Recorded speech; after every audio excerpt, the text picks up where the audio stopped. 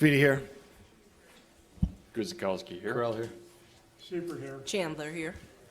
Item 2 is minutes of the October 13, 2015 meeting. Gone, I turned it off before.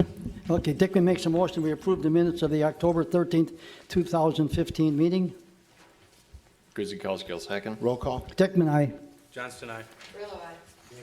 Scafidi, aye. Guzekowski, aye. Corral, aye. Chandler, aye. Item 3 is minutes of the October 27, 2015 meeting.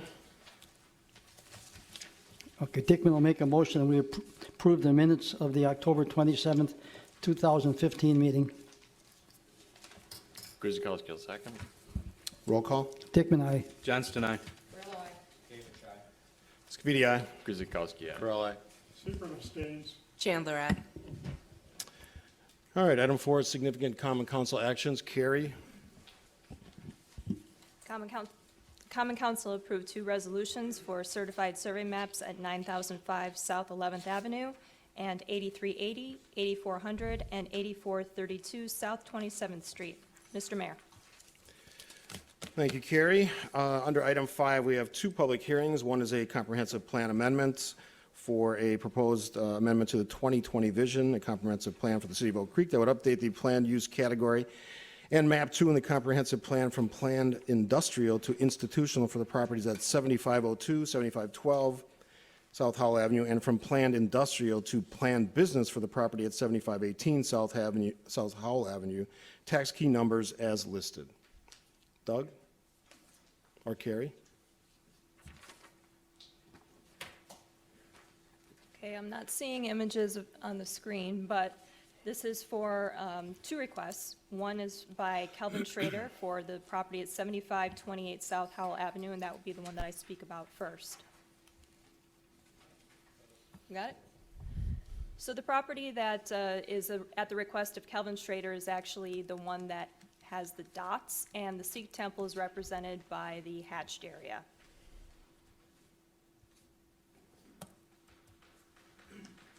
For the Kelvin Schrader request, which is also known as South Shore Group, the request is for planned industrial to planned business in anticipation of purchase for a multi-tenant retail/restaurant building, which would be owner-occupied and would also cater primarily to the bridal services industry at this point. Existing zoning in the area is diverse and includes business districts, manufacturing, a combination planned unit development, residential, institutional, and park. Staff feels that this mix of uses and future development of general business uses along Howell Avenue are appropriate for the area. A change in the land use category does not preclude specific proposals from obtaining rezoning, conditional use, or other local approvals. In other words, any property development would have to come back to this commission. The second request is for the Sikh temple, and that is at the request of the city. And that really is to reflect the existing use of the properties for institutional purposes. There are no additional development plans at this time. It's just making sure that all of our plans reflect the current and future use of that property. That is to change it from planned industrial to institutional. State of Wisconsin Smart Growth Law requires that all local land use decisions after January 1st, 2010 be consistent with the objectives, goals, and policies contained within the comprehensive plan, hence why these requests are before the Plan Commission this evening. The staff recommendation is that the Plan Commission adopts Resolution 2015-03, which I will have to get to, I apologize, amending the comprehensive plan and planned land use map to reflect the change in land use from planned industrial to institutional for the properties at 7502 and 7512 South Howell Avenue, and from planned industrial to planned business for the property at 7518 South Howell Avenue, following a public hearing and adoption by the Common Council. Mr. Mayor. Doug, are you reading the public hearing notice? I can do that.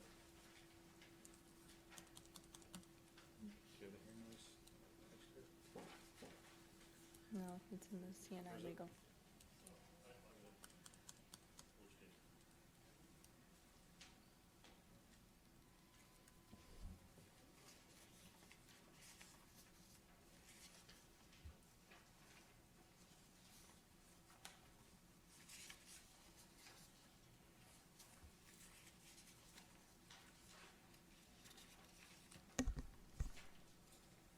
Can you take your seat, please? Thank you.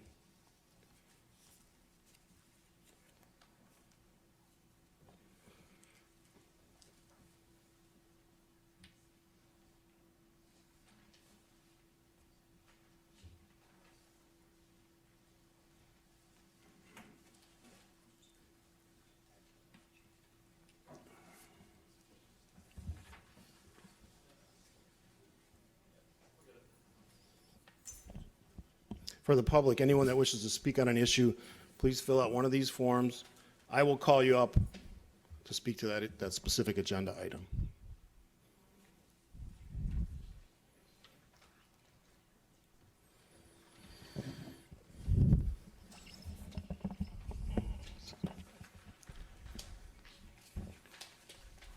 Thank you. This is a notice of public hearing. The purpose of this public hearing is to consider an amendment to the 2020 vision, a comprehensive plan for the city of Oak Creek as it relates to properties at 7502, 7512, and 7518 South Howell Avenue. The proposed amendment would update the planned use category and map 2 in the comprehensive plan from planned industrial to institutional for the properties at 7502 and 7512 South Howell Avenue, and from planned industrial to planned business for the property at 7518 South Howell Avenue. The Plan Commission has scheduled other public hearings for November 10th, 2015 at 6 p.m. This hearing may begin at 6 p.m. or as soon as possible following the conclusion of other public hearings. And anyone with any questions or comments on the proposed changes were requested to contact the Department of Community Development. The date of the notice is October 1st, 2015. And this is a public hearing. I would ask that anyone has any questions or comments regarding the proposal to amend the comprehensive plan for these properties to please approach the microphone. And I guess our new procedure would be to fill out a comment form, or is for a public hearing, do we want to just have folks address the... They've indicated which item they want to speak to. Mrs. Grabowski's ready to go, so we'll let Okay. her speak to this issue. Absolutely. First call. Good evening, Mayor and members of the Planning Commission. My name is Dimity Grabowski, and I reside at 9858 South Deer Path Drive in Oak Creek in the 5th District. My question is in regards to the comprehensive planned map, that when the Sikh temple purchased those lands, the understanding was with the area that they're looking at to put as institutional, that the comprehensive land plan map states that that would in fact be mixed use being business. So my question is to this board, are we going to take another area of land off the tax rolls and it's going to be institutional? Is that correct? Doug, you want to speak to that issue? There are two, in answer to your question, there are two separate and distinct actions that are relating to the use of property. The first is the comprehensive land use plan, and that was adopted back in 2001 or 2002, had a future land use map attached to it, which guides the council in making future decisions. That shows this entire area as planned industrial. The second component is the zoning map, and they're similar, but they're not the same. And that's an important distinction, because while the comprehensive plan may call for one land use, it is not infrequent that the zoning may be in conflict with the comprehensive plan, and that's what we're trying to bring together this evening. I mean, with respect to the current institutionally zoned property owned by the Sikh temple, that is not changing. They have not asked for it to be changed. The zoning will remain the same. The zoning will not change. What is changing is the comprehensive land use plan is changing from this, again, planned industrial to planned institute to reflect the actual zoning that's in place. Okay, Zoning is not changing at all. all right, so, but the property in the front is listed as residential, correct?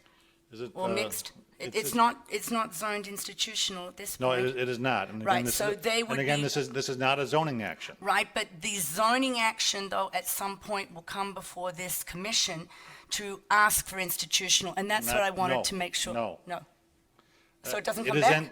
It is anticipated, and I don't want to speak on behalf of the applicant, but the properties that are owned by the Sikh temple are not part of any pending rezoning petition. The property out in front, which is proposed to be changed, which was actually the impetus for this land use change request, at some point in time may come back and request a commercial zoning, which would then be consistent with the land use plan. There is no plan, no proposal to rezone the front portion to institutional at this point in time. All right, thank you. You're welcome. Second call for comment. I don't have anyone, oh, yeah, did you fill out a public comment form? Sure did. Okay. Bring it up. Are you speaking to this item? Yes. Thank you. Good evening, Rosemary Annenson, 3920 East Ryan Road. My question Rosemary, is, could you just drop that mic a little bit? Thank you. my question is, where is the tax? What do we tax on, the zoning? That's your question? Yes. Doug? We don't tax on zoning, we tax on value. But institutional property is not taxed. We're not proposing to change any, first of all, we're not proposing to change any zoning this evening. And second of all, the property, I think, which would actually be the subject of a future rezoning petition is not being proposed to be changed to institutional. It's being, it likely will be proposed to be changed to a commercial zoning. Well, why are we changing the comprehensive map to institutional, and then we're creating a disparity? Why aren't we just going for what future use is going to be? We are not creating a disparity, we are correcting a disparity. Well, aren't you correcting one with another? No. Any other questions? Oh, I still don't get it. Why are we going towards institutional? Doug can only answer the question you present to them. If it doesn't make any sense, he can't make sense out Well, of he it. looks like he's confused too. Any other questions? No. Okay, thank you. Anyone else wish to speak to 5A? Third and final call. Oh, it's not up there? Could we get the map up on the screen, please? You want me to keep it open till the map goes up? Okay.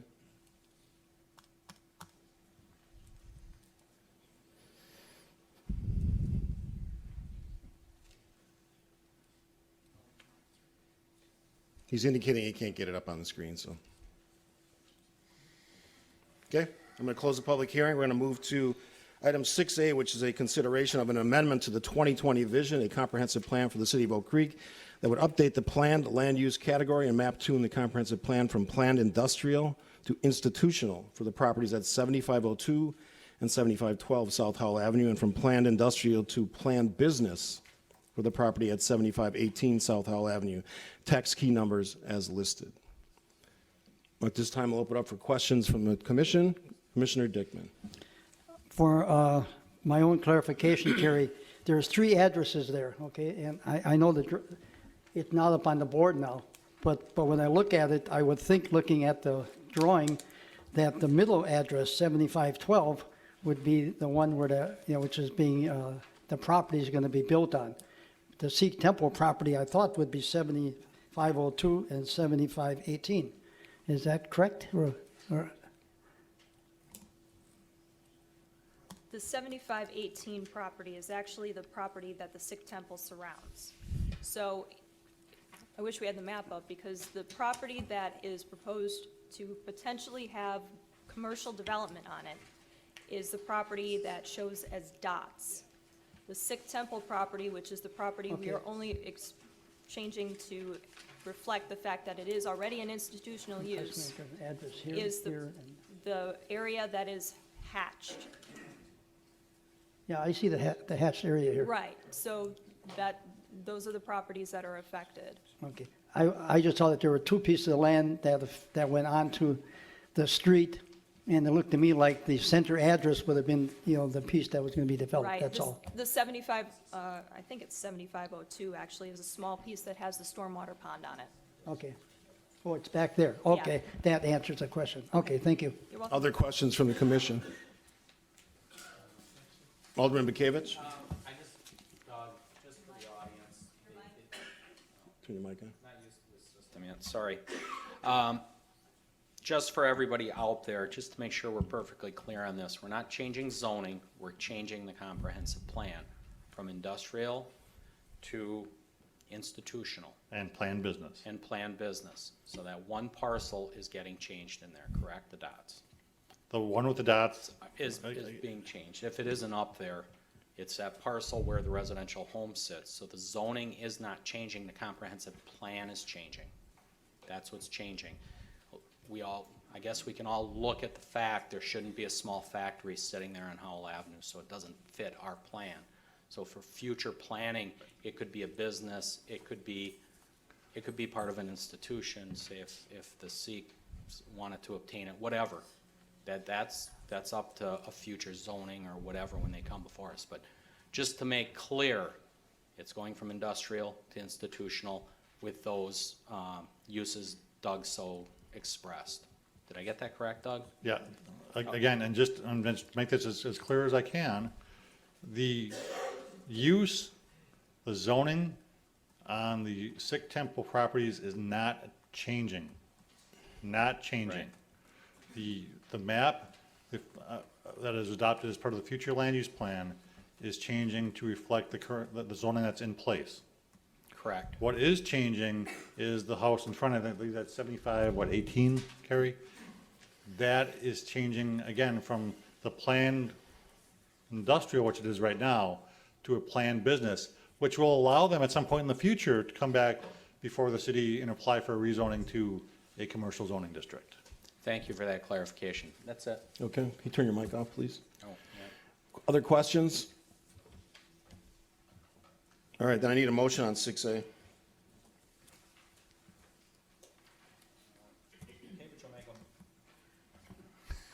Bukavich will make a motion that the Plan Commission adopt Resolution 2015-03, amending the comprehensive plan and planned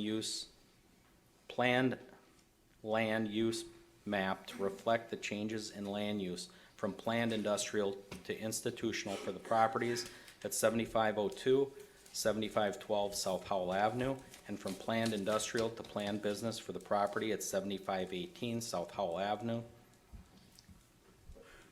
Oh, following a public hearing and adoption by the Common Council. Which you've already conducted. Corral seconds. Corral seconds, roll call. Dickman, aye.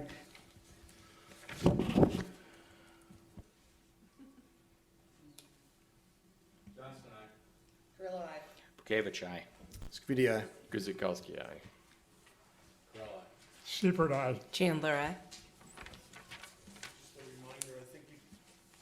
I'm forgetting to turn my mic on. You can only have 4 mics on at a time, so if you're done speaking, shut your mic off. Is that why it flashed green? Yeah, Okay. okay. And for the audience, we're learning the technology as we move into a new building, so bear with us. A question for Caesar, do you want us to take a technology break here so you can, we're good? Okay, thank you. All right, so we're gonna go back to item 5B, which is a public hearing on a proposed amendment to the 2020 vision, a comprehensive plan for the city of Oak Creek that would update the planned land use category and map 2 in the comprehensive plan from single-family residential to mixed residential for the properties at 7721 South Pennsylvania Avenue, 2100 East Drexel Avenue, 2200 East Drexel Avenue, and 2280 East Drexel Avenue, tax key numbers as listed. Carrie. Okay, I'll do the notice this time. Class 1 notice of the public hearing before the Oak Creek Plan Commission, purpose of which is to consider an amendment to the 2020 vision, a comprehensive plan for the city of Oak Creek as it relates to the properties at 7721 South Pennsylvania Avenue, 2100 East Drexel Avenue, 2200 East Drexel Avenue, and 2280 East Drexel Avenue. Hearing date is Tuesday, November 10th, 2015 at 6 p.m. The Oak Creek City Hall at 8040 South 6th Street, Oak Creek, Wisconsin, 53154, Common Council Chambers. The proposed amendment would update the planned land use category and map 2 in the comprehensive plan from single-family residential to mixed residential for the properties at 7721 South Pennsylvania Avenue, 2100 East Drexel Avenue, 2200 East Drexel Avenue, and 2280 East Drexel Avenue.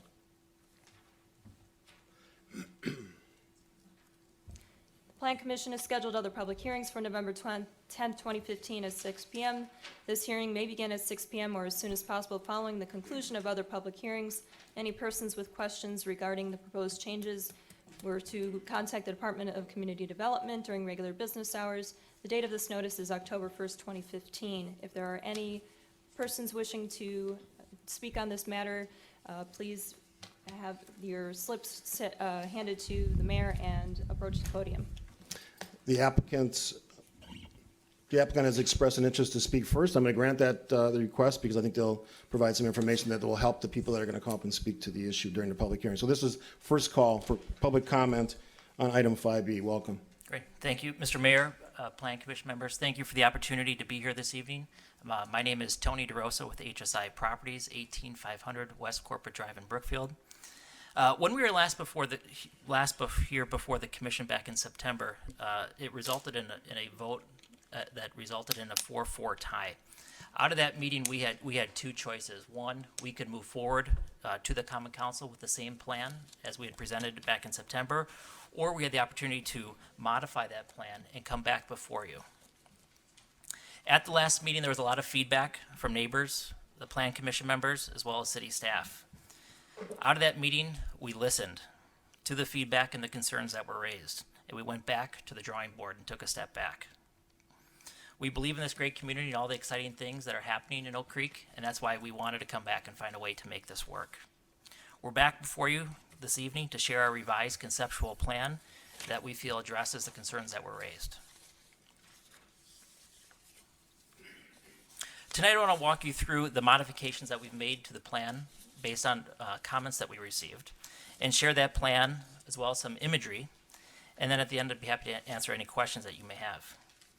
First and foremost, one of the most significant changes we made to the plan was we significantly reduced the overall unit count from 396 units to 288, which is a reduction of 108 total units. As a result, our original density, which was 10.9 units to the acre, was reduced by 3 to 7.9 units per acre. We also increased setbacks. Our original plan had buildings tight up against Drexel.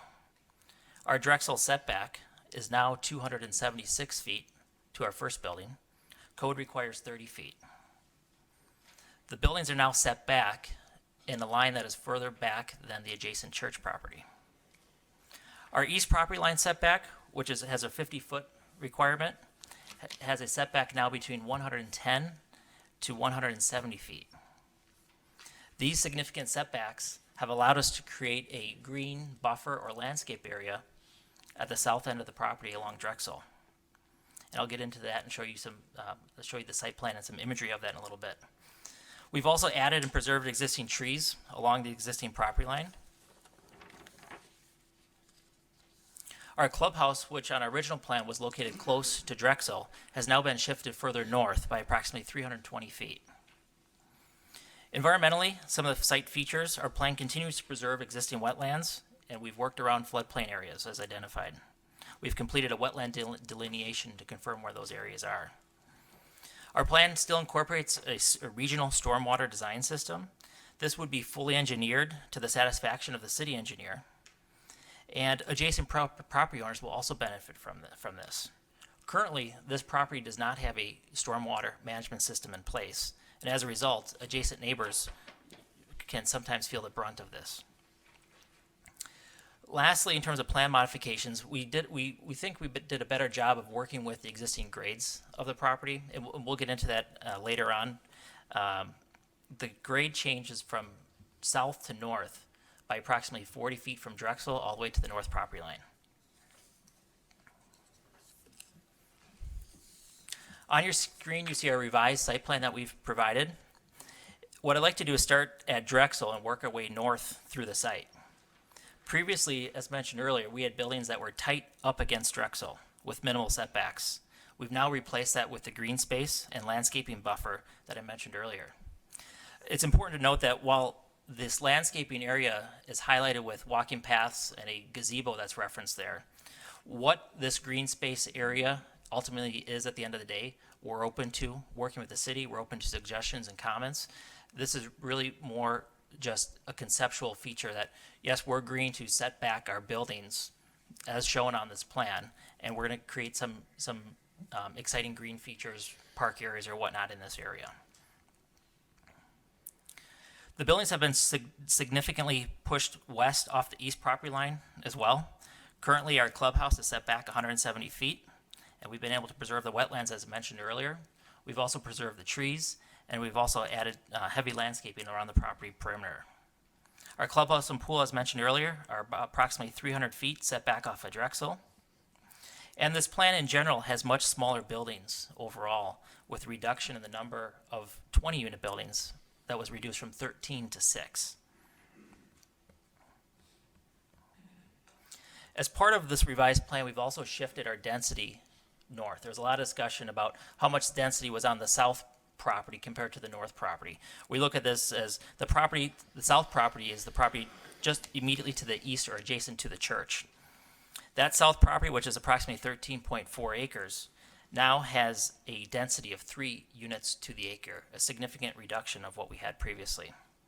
Our north parcel, where we've shifted some of the density and clustered more of the buildings at the request of the Plan Commission as well as staff, has a density of 10 units per acre. The site has significant grade change. We've added grades to this plan that's in front of you so that you can get a feel and perspective of how the grades change.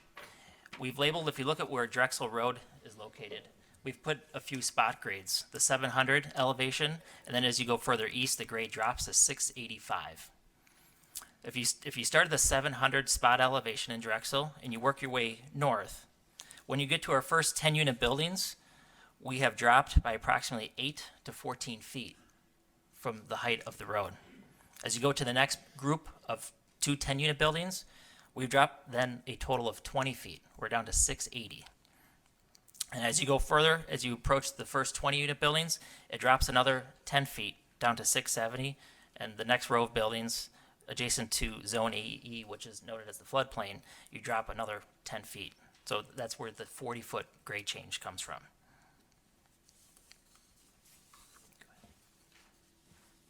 In order to help you visualize this a little bit better, we've put together this perspective showing what this visual impact looks like, not only from the grade perspective, but as well as from the setbacks.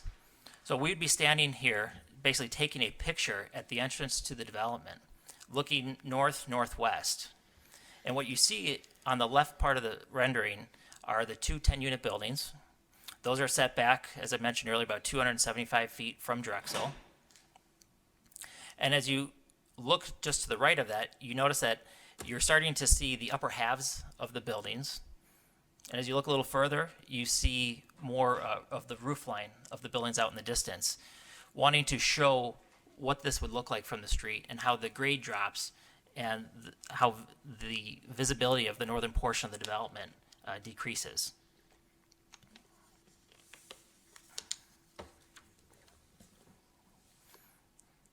We put this rendering together to show the scale of the landscape area.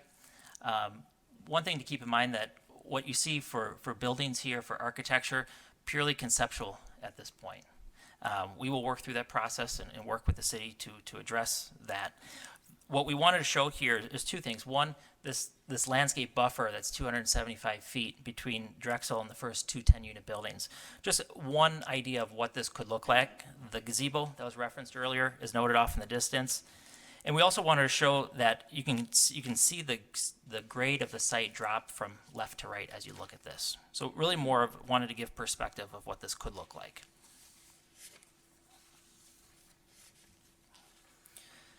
This was a slide that we shared with you back in September. I'm not going to repeat what's on here. What I did want to share, though, is as a result of our revised plan, we've not compromised on any level of quality, construction, finishes. It's still the same proposed high-end project that we discussed and shared with you back in September.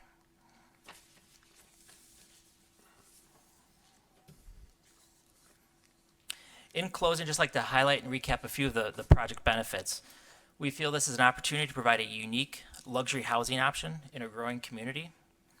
It meets the market demand. Oak Creek currently has a vacancy rate of less than 2%.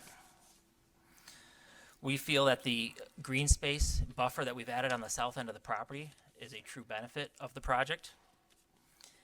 And this is going to create significant tax increment associated with the large private investment that we're looking to make here. The current assessment on this property is $152,600. Project costs will be upwards of $34 million. This equates to an annual tax revenue increment of approximately $770,000 or over $8 million over 10 years.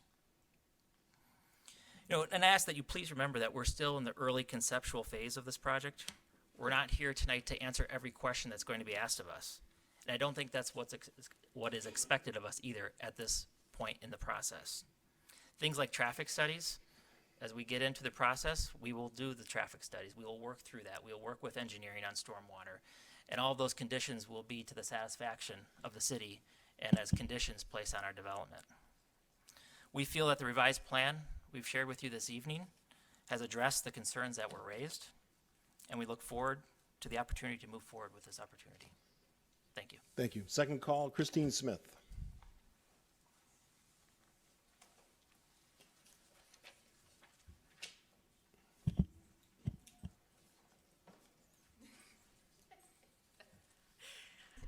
Hello. Thank you very much for allowing me the opportunity to speak. Beautiful new building, first time in here, hard to find.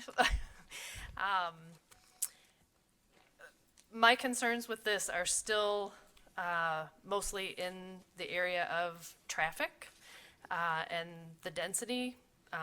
We've gone, if we do decide to change the comprehensive plan to multi-use, we're going from approximately 32 to 35 units up to, 288 units, all of that traffic. Originally on the comprehensive plan, there were 3 roads in and out of this area. Back through history with the Korean church going in and all that, one of the roads got removed. It was supposed to be put back on the map after the plans in 2009 fell through. That apparently didn't happen, but I would request that that becomes something that we look at instead of having the 2 remaining roads in and out, that we consider adding a 3rd road someplace in and out of this property. The density increase, I think, and the number of cars that would increase along with the density, I think warrants at least a look at the number of ingress and egresses out of this property. The other thing I would ask, the last time we went through this with the Korean church, there was a stipulation where if their plans fell through after the zoning was changed and everything, that it would revert back. And I'm wondering if that same thing can happen here. If we change the comprehensive plan and their plans fall through, can we change it back to residential?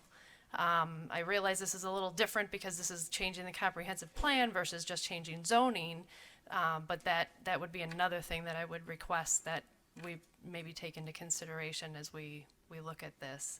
I guess one of my fears is that, so we changed the comprehensive plan, now their plans fall through, now we've paved the way for sure that there's gonna be multifamily homes back here, and what we all really want in our neighborhood, and I do think I speak for at least the people on my road on Pennsylvania, we want single-family homes there. So, if this falls through, we don't want it to just be a bulldozer for multifamily.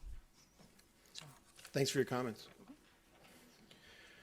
Alderman Steve Kurkowski. Where's he at? There he is.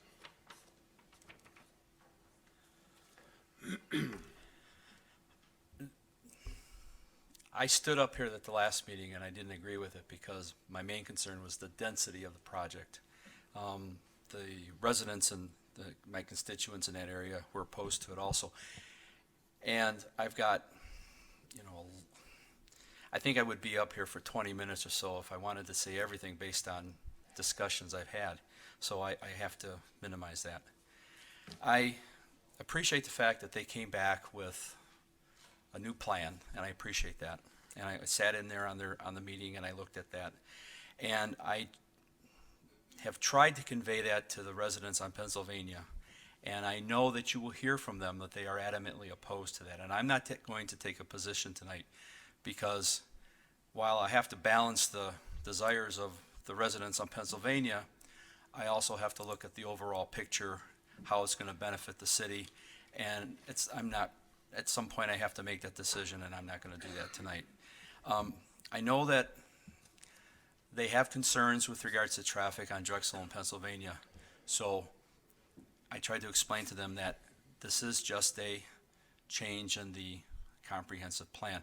Now I noticed tonight that it's listed as excuse me,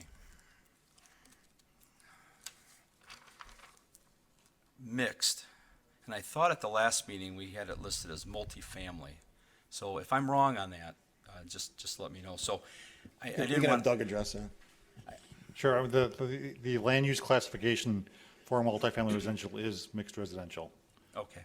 And I know that one of the concerns I heard tonight was the fact that something else other than residential would go in there. So I'm sure that the concerns of anything other than residential will be addressed.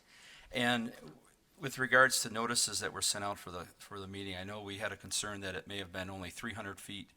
Did it go past 300 feet? Okay, good. I mean, that question was raised, and I wanted to ask that.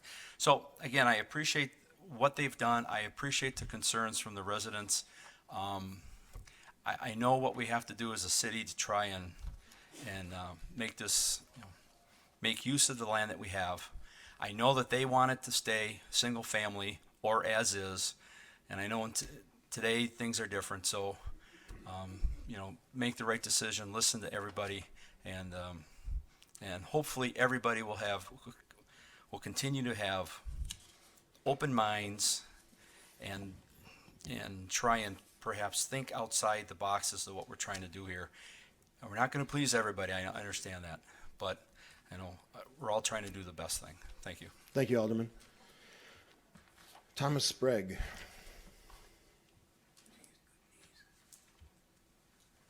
Welcome. Mr. Mayor, How are you? pretty good. Members of the Planning Commission, I would like to start out tonight by offering an apology publicly to Doug Seymour.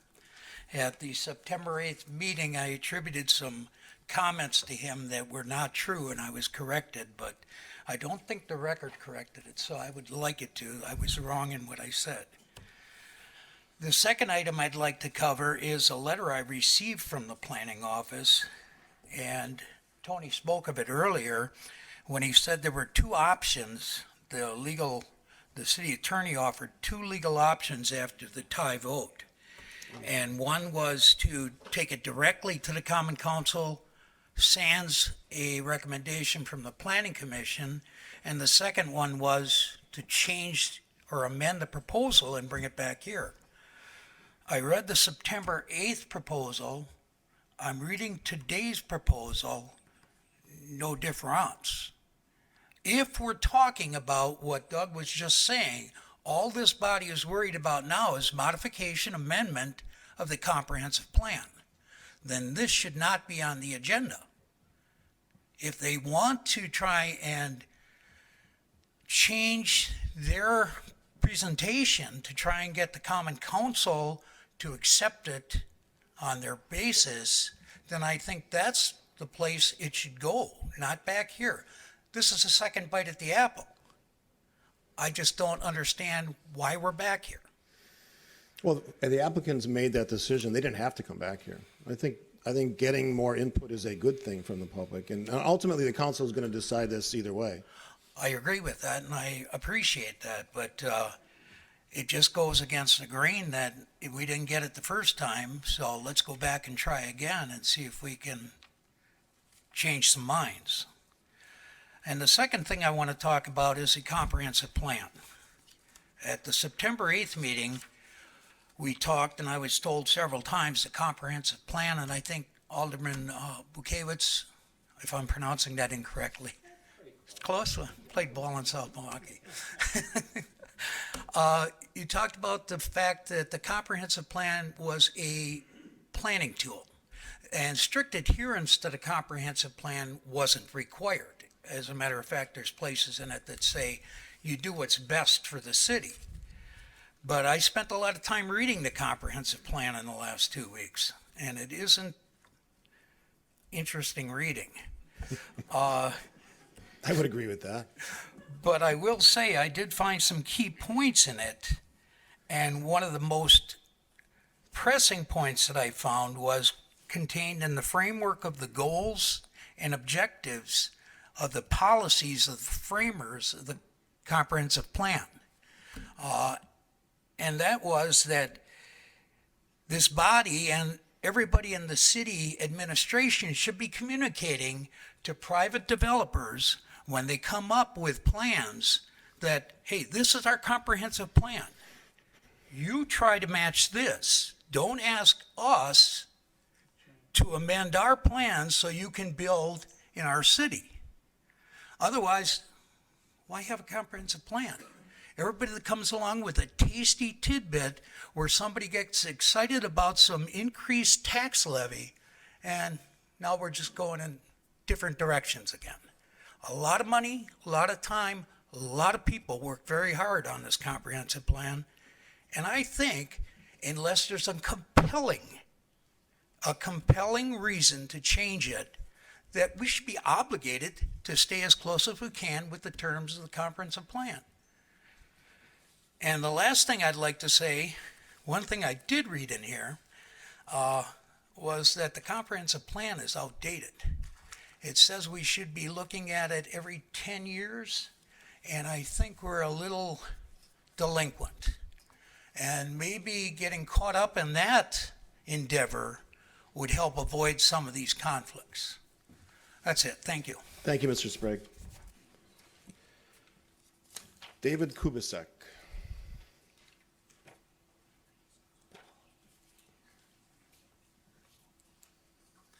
Good evening. I'm Dave Kubasek, 7911 South Long Meadow Drive. I'm going to request that you reject the amendment to the comprehensive plan. Reason why, with the notes stated today, the staff of the Planning Commission, the notes, it says right here, the staff recommends, staff has raised concerns about utilizing land within the city that it is suitable for single-family residential development for other purposes. As single-family subdivision development sites become increasingly scarce, it will become more important to think strategically about the mix of development types and densities within the community moving forward. Why not talk about it now? I mean, let's bring up the idea, the level of apartment buildings to single family.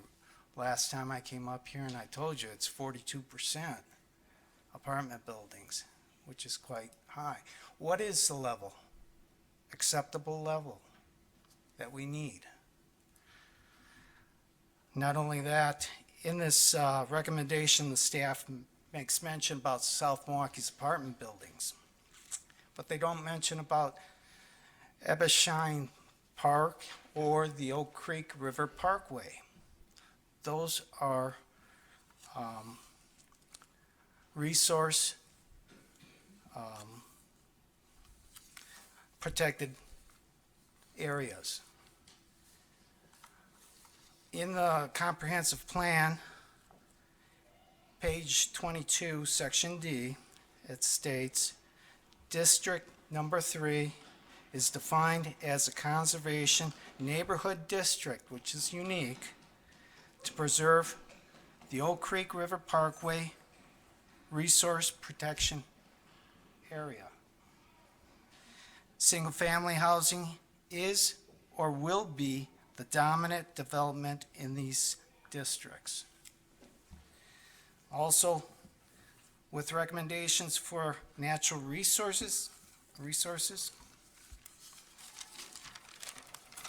it states,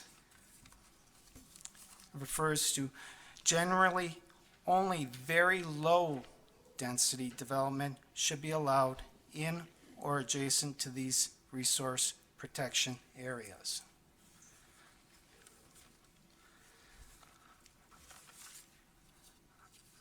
I think we need to find out, how many apartment buildings we really need in this community.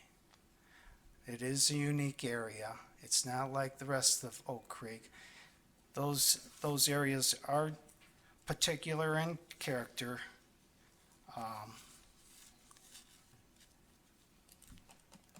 And they should be handled that way. Again, I ask for you to reject the amendment. Thank you. Thank you for your comments. I think it's Mark Cruiser, if I'm saying that right.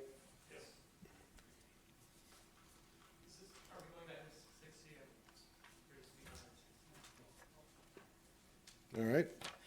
My error, sorry about that. Alderman Joe Bukowski, 3rd District, South Milwaukee. Welcome to Oak Creek.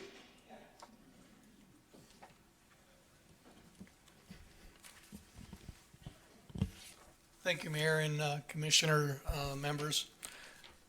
I wish we had these kind of problems of what to do with land in South Milwaukee, but we don't have too much to develop. I'm just here representing the 3rd District of South Milwaukee that borders on the other side of Pennsylvania, where this is going to be affected, and I have a number of constituents that have expressed concern. And the only thing I would just like to suggest, I don't want to tell another community what to do, but I think there's a bad traffic situation there already, especially on Pennsylvania.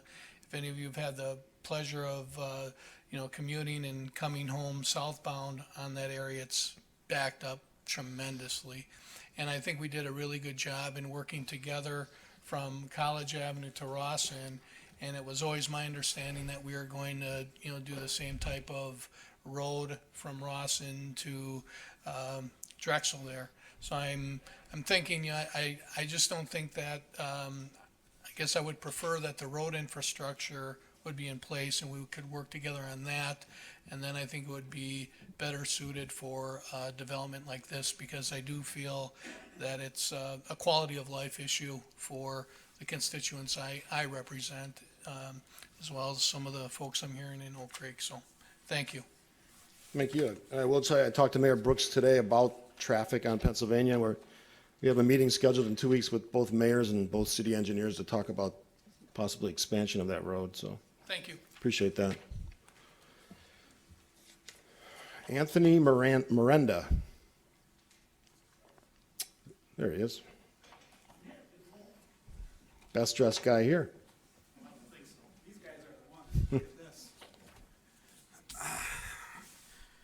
Well, I guess I want to reiterate what everybody has said. I believe that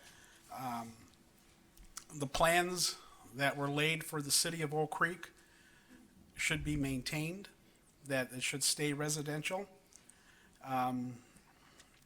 You talk about the taxes that would bring in, $770,000. That is a lot of money, but that's a gross tax number. What would it cost the city of Oak Creek to maintain an area with that type of density of 288 units?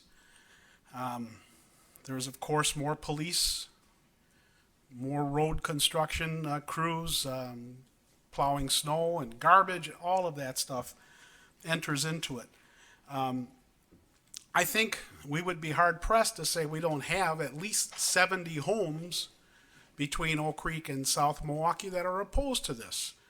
And if you take an average of $10,000 taxes per home of 70 homes, you've got $700,000 in which we have a voice in. And again, I believe that the best use for that land, the city of Oak Creek, and thank you from South Milwaukee, we do have some land here, that we need to use it very wisely, because it is a finite area of land, and we will run out eventually. And then what? It's just I appreciate that they wanted to bring up this new plan, but as I look at it, there were more people from Drexel at the last meeting than from Pennsylvania. So what happened to that plan? Everything was pushed onto the Pennsylvania north end. If you can bring that plan up again, please.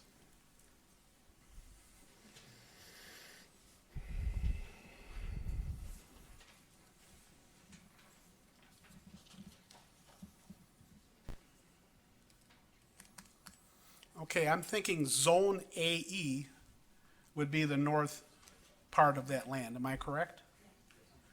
Okay, so at my house and my son-in-law's home and my next door neighbor's home, we have this huge retention pond, correct? Is that gray area? Is that retention?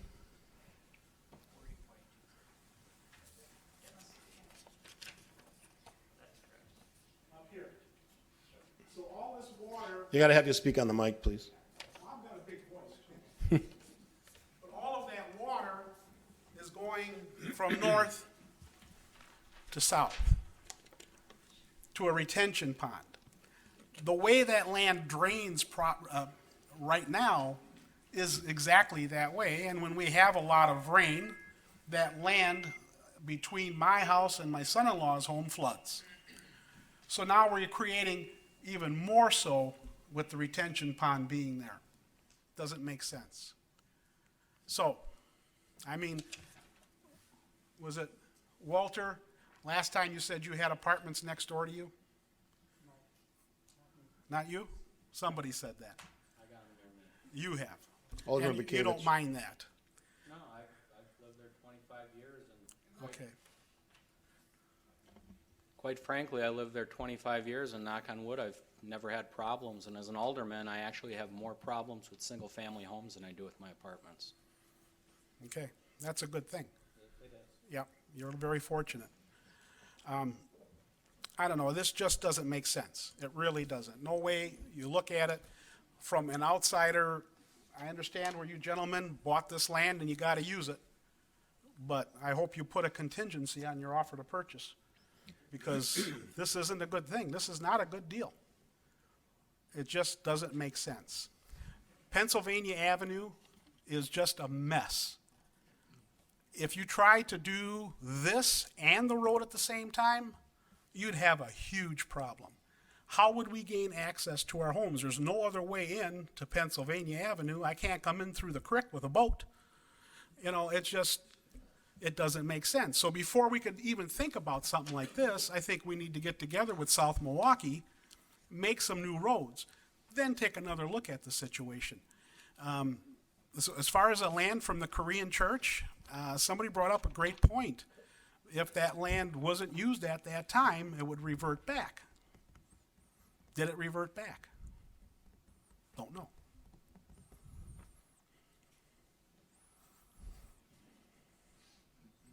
So I guess that's about it. The plan brings the storm water down too close to that south lot line, north lot line, I'm sorry. It's too dense. It just doesn't make sense. Thanks for your comments. Thank you. You're welcome. Alderman Mark Verhalen. Mark Verhalen, Alderman, 3rd District. Even though this doesn't directly involve my district is right adjacent to this development. Besides reiterating what has been talked about before, I guess just a few statements. I was around Oak Creek when we did the last comprehensive plan. I was pretty involved in it. And basically the comprehensive plan, when the city redid it at that time, was supposed to be a guide for future development. A lot of in-depth study and research went into coming up with that plan. Pretty much laid out the best type of developments for many areas in the city, if not all of them.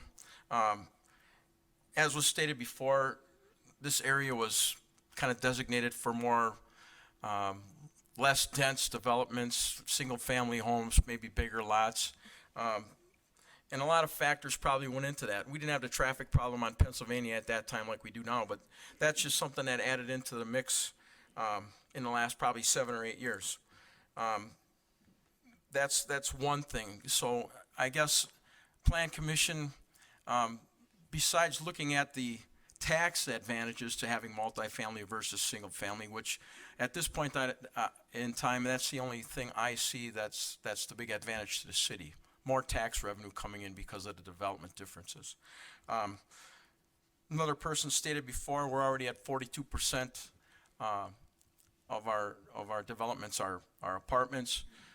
For those of you that are not aware, and I know commissioners are, but for the audience's benefit, there's 3 apartment complexes being proposed and built right now, 2 of them by Wimmer Brothers and one by the company right next door to City Hall here, which is very extensive. There's a lot of units in that. Wimmer Brothers is, one is fairly large and the other one's small, but there's also other properties in the city that are zoned for apartments at this time. And I guess, you know, at some point in time when we reach 50 or 55%, you know, when are we going to say that, you know, we've got an abundance of apartments when we have to start looking at more single family and stuff to put the mix back on a more balanced type of scale. But and I do have some questions for the developers. They stated that the building materials and whatnot is pretty much going to stay the same. But at the last meeting, they said the density of the units was going to be tied to what type of amenities and what type of construction was going to be used on the buildings. And they've taken more than 100 units out of that mix. Not so sure. I mean, they've stated tonight that they're going to stay probably using the same materials. Amenities in the complex might remain the same. We don't know that until they come up with their final plan. But that's something that's got to be considered too. As an alderman, I have to listen to my constituents. And there's been a lot of people voicing opposition to this. You've got a little bit of opposition from South Milwaukee as well. So, you know, when we look at this, I think we have to look past just the tax advantages to the city and look at what the comprehensive plan says. And as was stated before by somebody else, you know, if we start, you know, amending the comprehensive plan for any developer that comes in, whether it's somebody that wants to put a factory in here or, you know, big commercial development in the middle of a residential neighborhood or something like that. I mean, it just leads to more spot zonings and all kinds of stuff that we in the past have tried to clean up with going through the city with whether it be zoning amendments. And I sat through that stuff too about 15 years ago. We went through the whole city and looked at all the zoning on every parcel of land in Oak Creek and switched it so we wouldn't have spot zoning and things in Oak Creek. So I hate to see us go back to that type of thing with putting things on a comprehensive plan that really shouldn't be there. Thanks. Thanks, Alderman. Okay, I've got a bunch of other ones who didn't indicate what item they wanted to speak, so I'll call your name if it's, take a seat. Thank you. Jack Hubbard, you want to speak to this item? Where is he? There he is. Welcome. Thank you for the opportunity to speak. I'd like to just reiterate the issue that I have daily.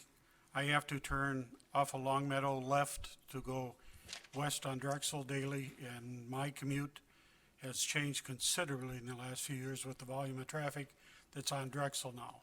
There's many times I have to wait a long time to get onto Drexel. The stagger just doesn't seem to work between the traffic lights on Howell and then the traffic lights on Pennsylvania to where you can get a gap to make that left-hand turn. And that's, the other day, just by coincidence, I have to look at my watch. It took me nearly 20 minutes to go from Long Meadow Drive to the ramp that I take on 94. So the increase of rail traffic, the length of the trains that are there are backing up. The other night, I was in line all the way back to Quincy as I was headed eastbound, waiting for that train just there. If we're going to add roughly 500 vehicles that are in that particular development area there to that daily morning and night commute, it's just going to make things that much more miserable for sure. The other thing that I had a little bit of question in, I think the developers have done a fantastic job. I had a little bit of architectural background, and I think the plans look phenomenal, but I just don't think it's the place for this particular apartment complex. The comment that it's supposed to be luxury apartments, I don't know how you control that.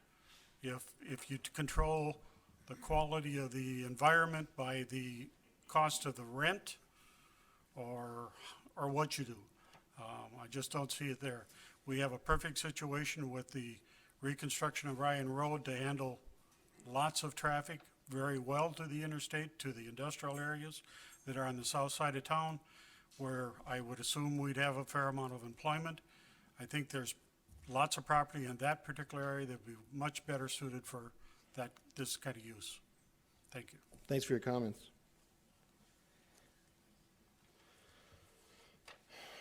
It's John Greer. Apologize if I'm not, No, it's Greco. Greco, John Greco, sorry about that. Yeah. 2121 East Oak Ridge Lane. And I just been looking over HSI's little stats form here. And I noticed that between the studio and one-bedroom apartments, that equates to about 59% of this apartment complex.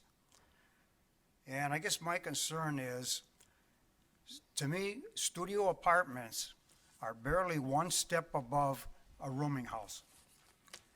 And at the last Plan Commission meeting, when HSI made their presentation, they indicated that there are no income limits. This is a big concern of mine. Studio apartments, one-bedroom apartments, and no income limits. What type of clientele are we looking at? Thank you. Thank you. Elizabeth Senk, sorry.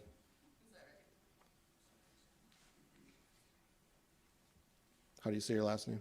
Seneca, Senka, okay. 2101 East Drexel.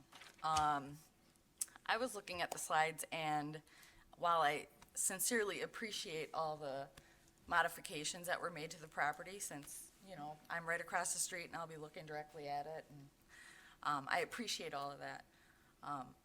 The scariest thing that I saw on the slides was 625 parking spaces. 625 vehicles, 2.5 parking spaces per unit. 625 vehicles coming out of there.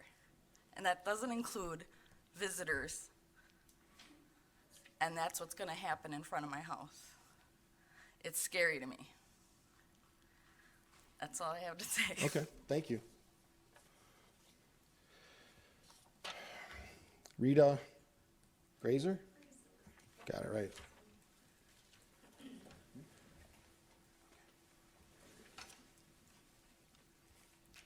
Good evening, council and attendees. I've been in Oak Creek for 20 years, so it's my heart. I love being in Oak Creek. And I'm also concerned, a lot of people have said pretty much what I was saying or going to say to you about the 288 apartments. To me, that's like almost having 288 occupied homes. So that's 288. Then maybe you have another car, you have so many cars, and then you have another cars, it's like double. So there again, we're 600. I'm so concerned with the traffic because as of right now, it's very dense to get out in the morning and when you leave in, evening and stuff. And so I'm really concerned with that. I'm also concerned with it being an area that has been a very quiet community, very peaceful, and then having just a lot of people, a lot of condensed in one area, and it would just really change the area.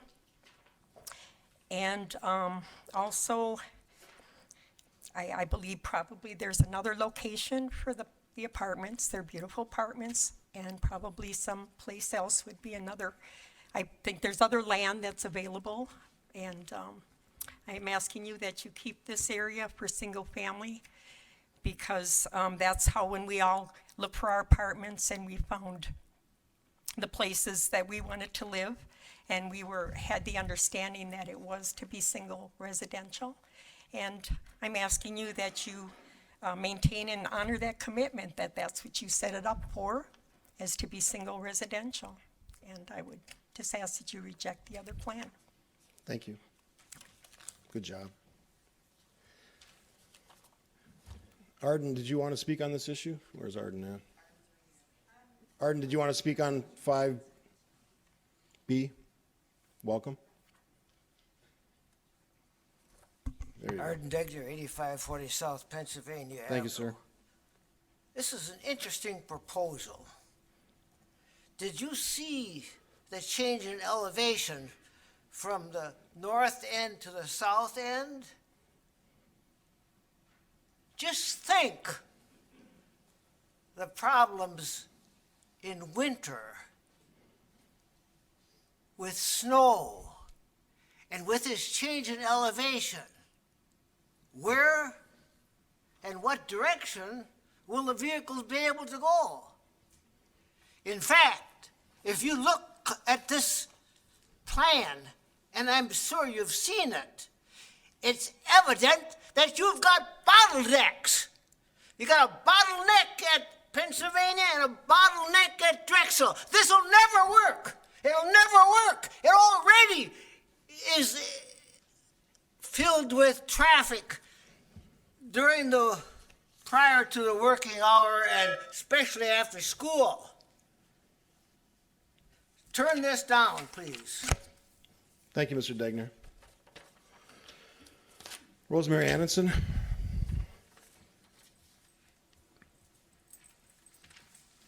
Gentlemen, could you please tell me what your rent? Can you speak to the mic, on the mic, please? Um, And ask the questions of the chair. I'll ask the applicants. I want to know, of the 288 apartments, how many of them are going to be studio, 1, 2, 3 bedroom, and what the rent scales are going to be? Okay, that's your question? That's one. Come on up. Go ahead. It was on one of the slides, but quickly Yeah. answer a question. It was on the slides, and I'd also like to state that these are conceptual allocations right now. They are subject to change.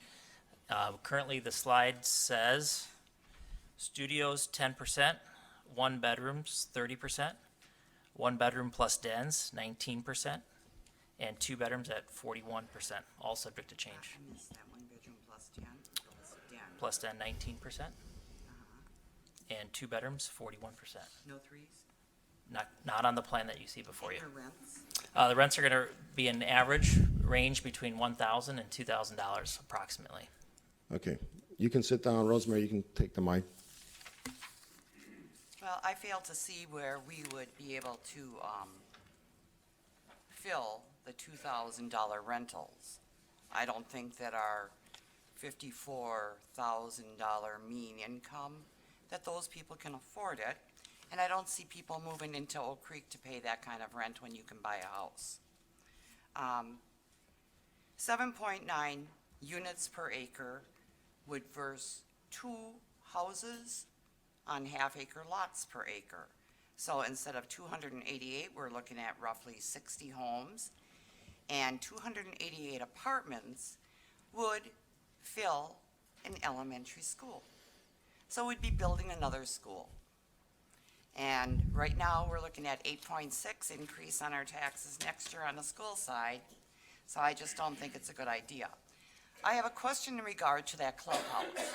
How far away from Pennsylvania Avenue would that clubhouse be? Because we have Can you speak on the mic, please?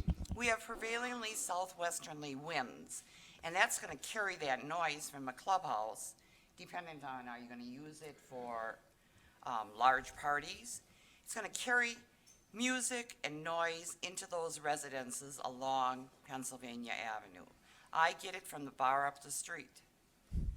What else do I have here? I think that's all. All right, thanks for your comments. But I didn't get the distance. We'll on the get that for clubhouse? you. We'll get that for you. All right, thank you. You're welcome. Oh, one more thing. Go ahead. Their roads are wrong, because in Oak Creek, we have an ordinance that you may not have a road, a dead-end road, that is longer than 500 feet. So they'd have to go back to the drawing board on the roads, and that's a big problem from every aspect on this project. Okay, thank you. Mrs. Grabowski, did you have one on this? Okay, thank you. Third and final call for public comment on 5B. Seeing none, I'll close the public hearing. We'll move to commission discussion of item 6B. It's a consideration of an amendment to the 2020 vision, a comprehensive plan for the city of Oak Creek that would update the plan land use category and map 2 in the comprehensive plan from single-family residential to mixed residential for the properties at 7721 South Pennsylvania Avenue. 2100 East Drexel Avenue and 2200 East Drexel Avenue and 2280 East Drexel Avenue, tax key numbers as listed. I'll open it up to the commission. Alderman Bekavich. I guess I'll start. I got a few things. I jotted down some notes as the residents were speaking. Last time this came before us, I was in favor of adjusting the comprehensive plan to accommodate this type of use. I'm going to make no bones about it. I'm still in favor of changing the comprehensive plan for this type of use. I'm going to address a few things very quickly. Mr. Sprague did a great job with the comprehensive plan, and he's right. It is a guide that the city can use and adapt from time to time in the best interest of the entire community. And again, in a situation like this, you have to look at what's going to benefit the entire community over the long run, over the next 10 to 20 years. I do believe a use such as this would benefit this city more than single-family homes. Just quite frankly, you are not going to get the value out of that. No comments like that, okay? Again, the cost of basically 35,000 residents and growing in this city versus the 10, or I'll put it this way, the 24 homes that abut this is just too much to give up not to change this. And again, I get it, not in your backyard. People don't want it that way. And again, I'm being very factual in what I believe. This is a community issue. Going forward, we are in a tax levy freeze.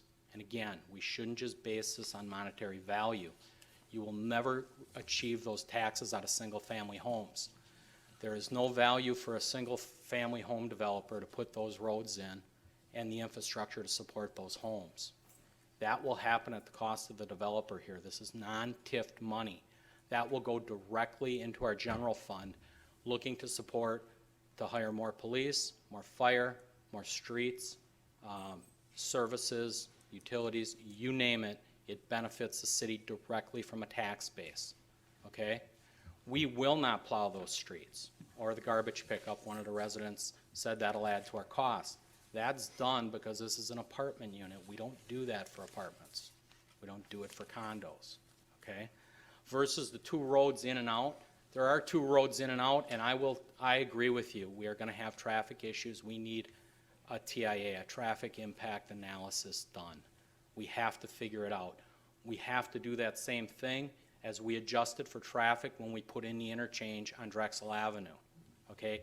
10th and Drexel's a bad intersection. We're doing that now. We realize we need a light. We have to do something there to make that safe and accommodate the traffic flow. We're also going to have to look at 13th and Drexel along with the county. The residents talked about getting in and out of their homes. We have to pay particular attention going forward to that.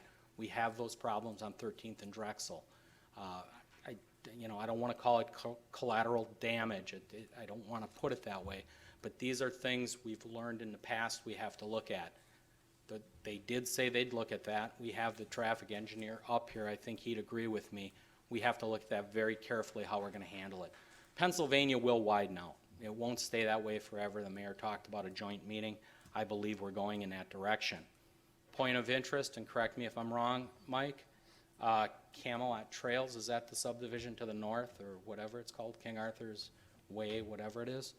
That is a subdivision with almost 400 homes in there, including condos. One entrance in and out. Am I correct?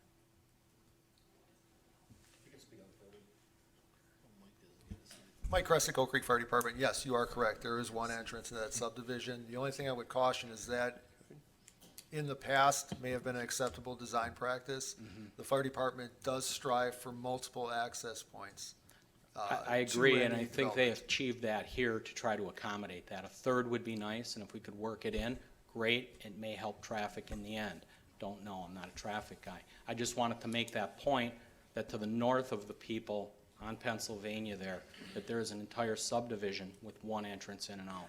That is correct. And again, that adds a lot of cars coming in and out onto Pennsylvania Avenue because the only place they can come out is Pennsylvania Avenue. So, design flaw, not of your fault. I touched 70K. As far as the wetlands, somebody talked about the Oak Creek Parkway in there, and I'm not I know the area, but I'm not super familiar with it. We have built apartments along wetland areas or designated DNR ways. The Oak Creek, right by me, the apartments are built. They straddle that creek, as a matter of fact. And quite frankly, we're building a high-density apartment building right here adjacent to our new park, Emerald Row, which is a designated wetlands.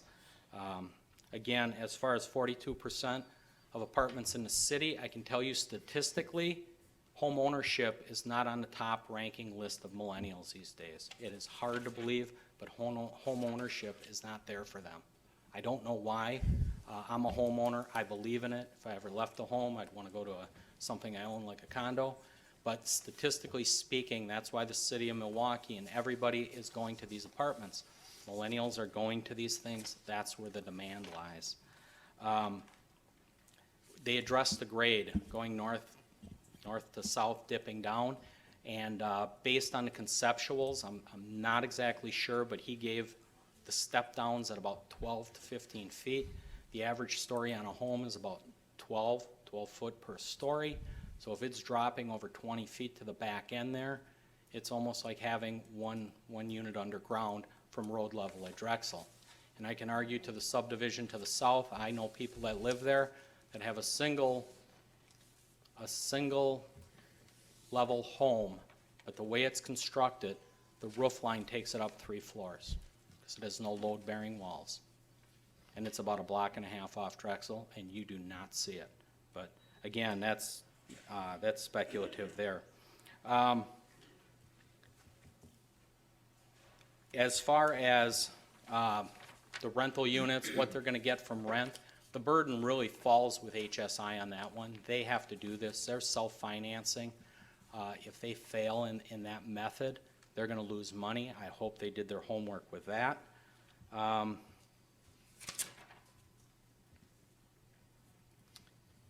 And as far as the parking goes with vehicles per unit, you do realize they will have garages to some of these, so some of these cars will be in.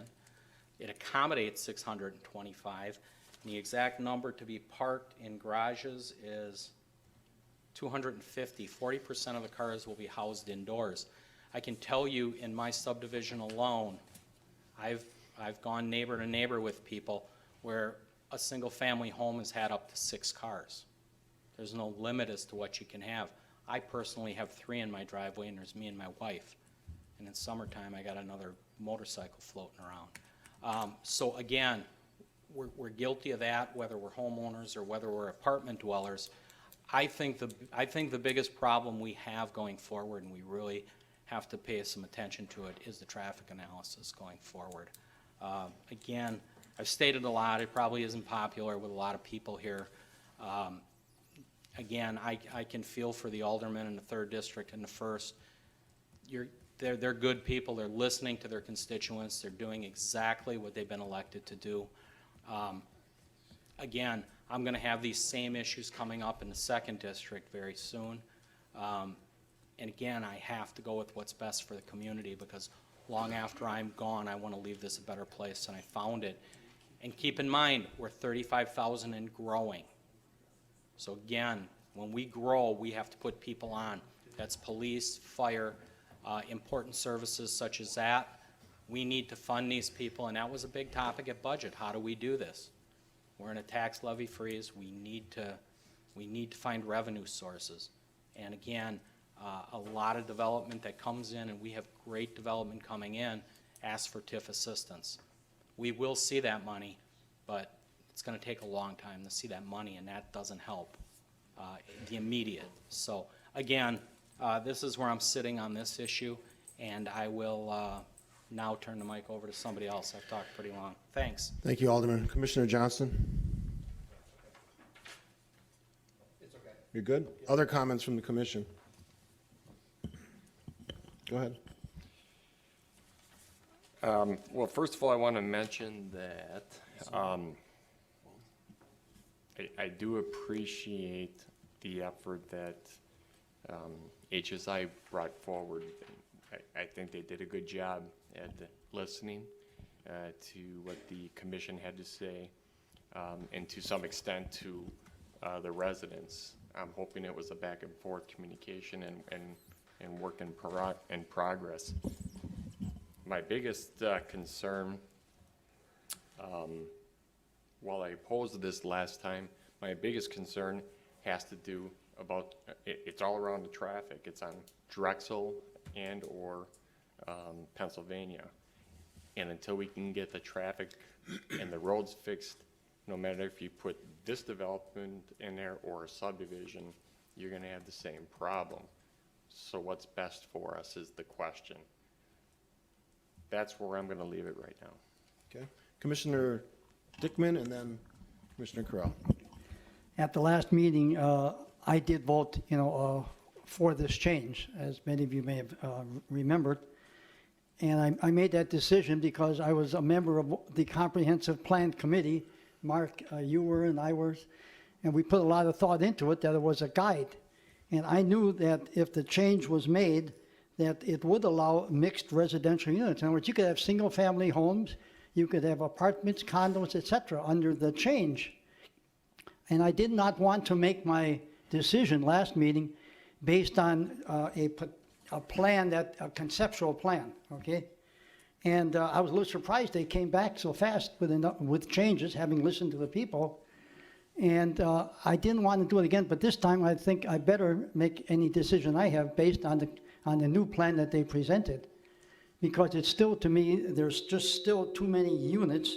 Somebody talked about the schools, and I was looking at the numbers, and you would get children for the schools from 2-bedroom units, and you might from 1 bedroom plus a den. But you don't get any, very few children from the studio and the 1-bedroom units. But that still consists of quite a few children for our school district. I look at the roads, and I look, with the fire department, I look at the drawing that they presented this evening, and on the west end, there's a long stretch there of many apartment buildings. There's only that one road that goes in there. You may come into the subdivision, but you can't get back there. And if I were at the fire department, I'd be very concerned with that situation. I don't know if you want to speak to that. Mr. Kresick? And that's an excellent point. And I believe a resident brought that up earlier, the same concerns. It is a conceptual drawing. The fire department has not had a chance to review any final site plans or plans submitted to the city. We would vet those upon receiving them, and there are guidelines we do follow for the distance of one-way roads, as was presented before, and access to those northwest buildings. Okay, thank you. Again, I'm going to make my decision this time based on the change to the plan because it shows what direction they're heading in. They did make some very important changes, I think, that were good.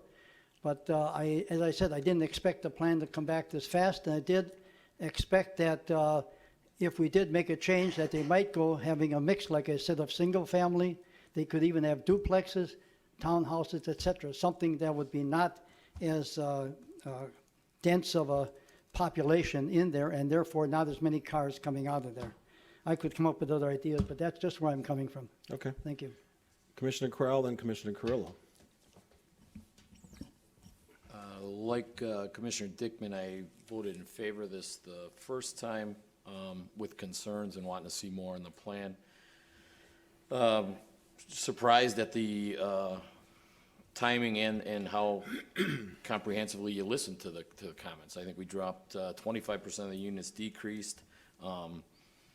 The traffic study is my biggest issue, the traffic impact study. Until we have that done, nothing can be really decided, but I think this is something based on the benefit of the entire city.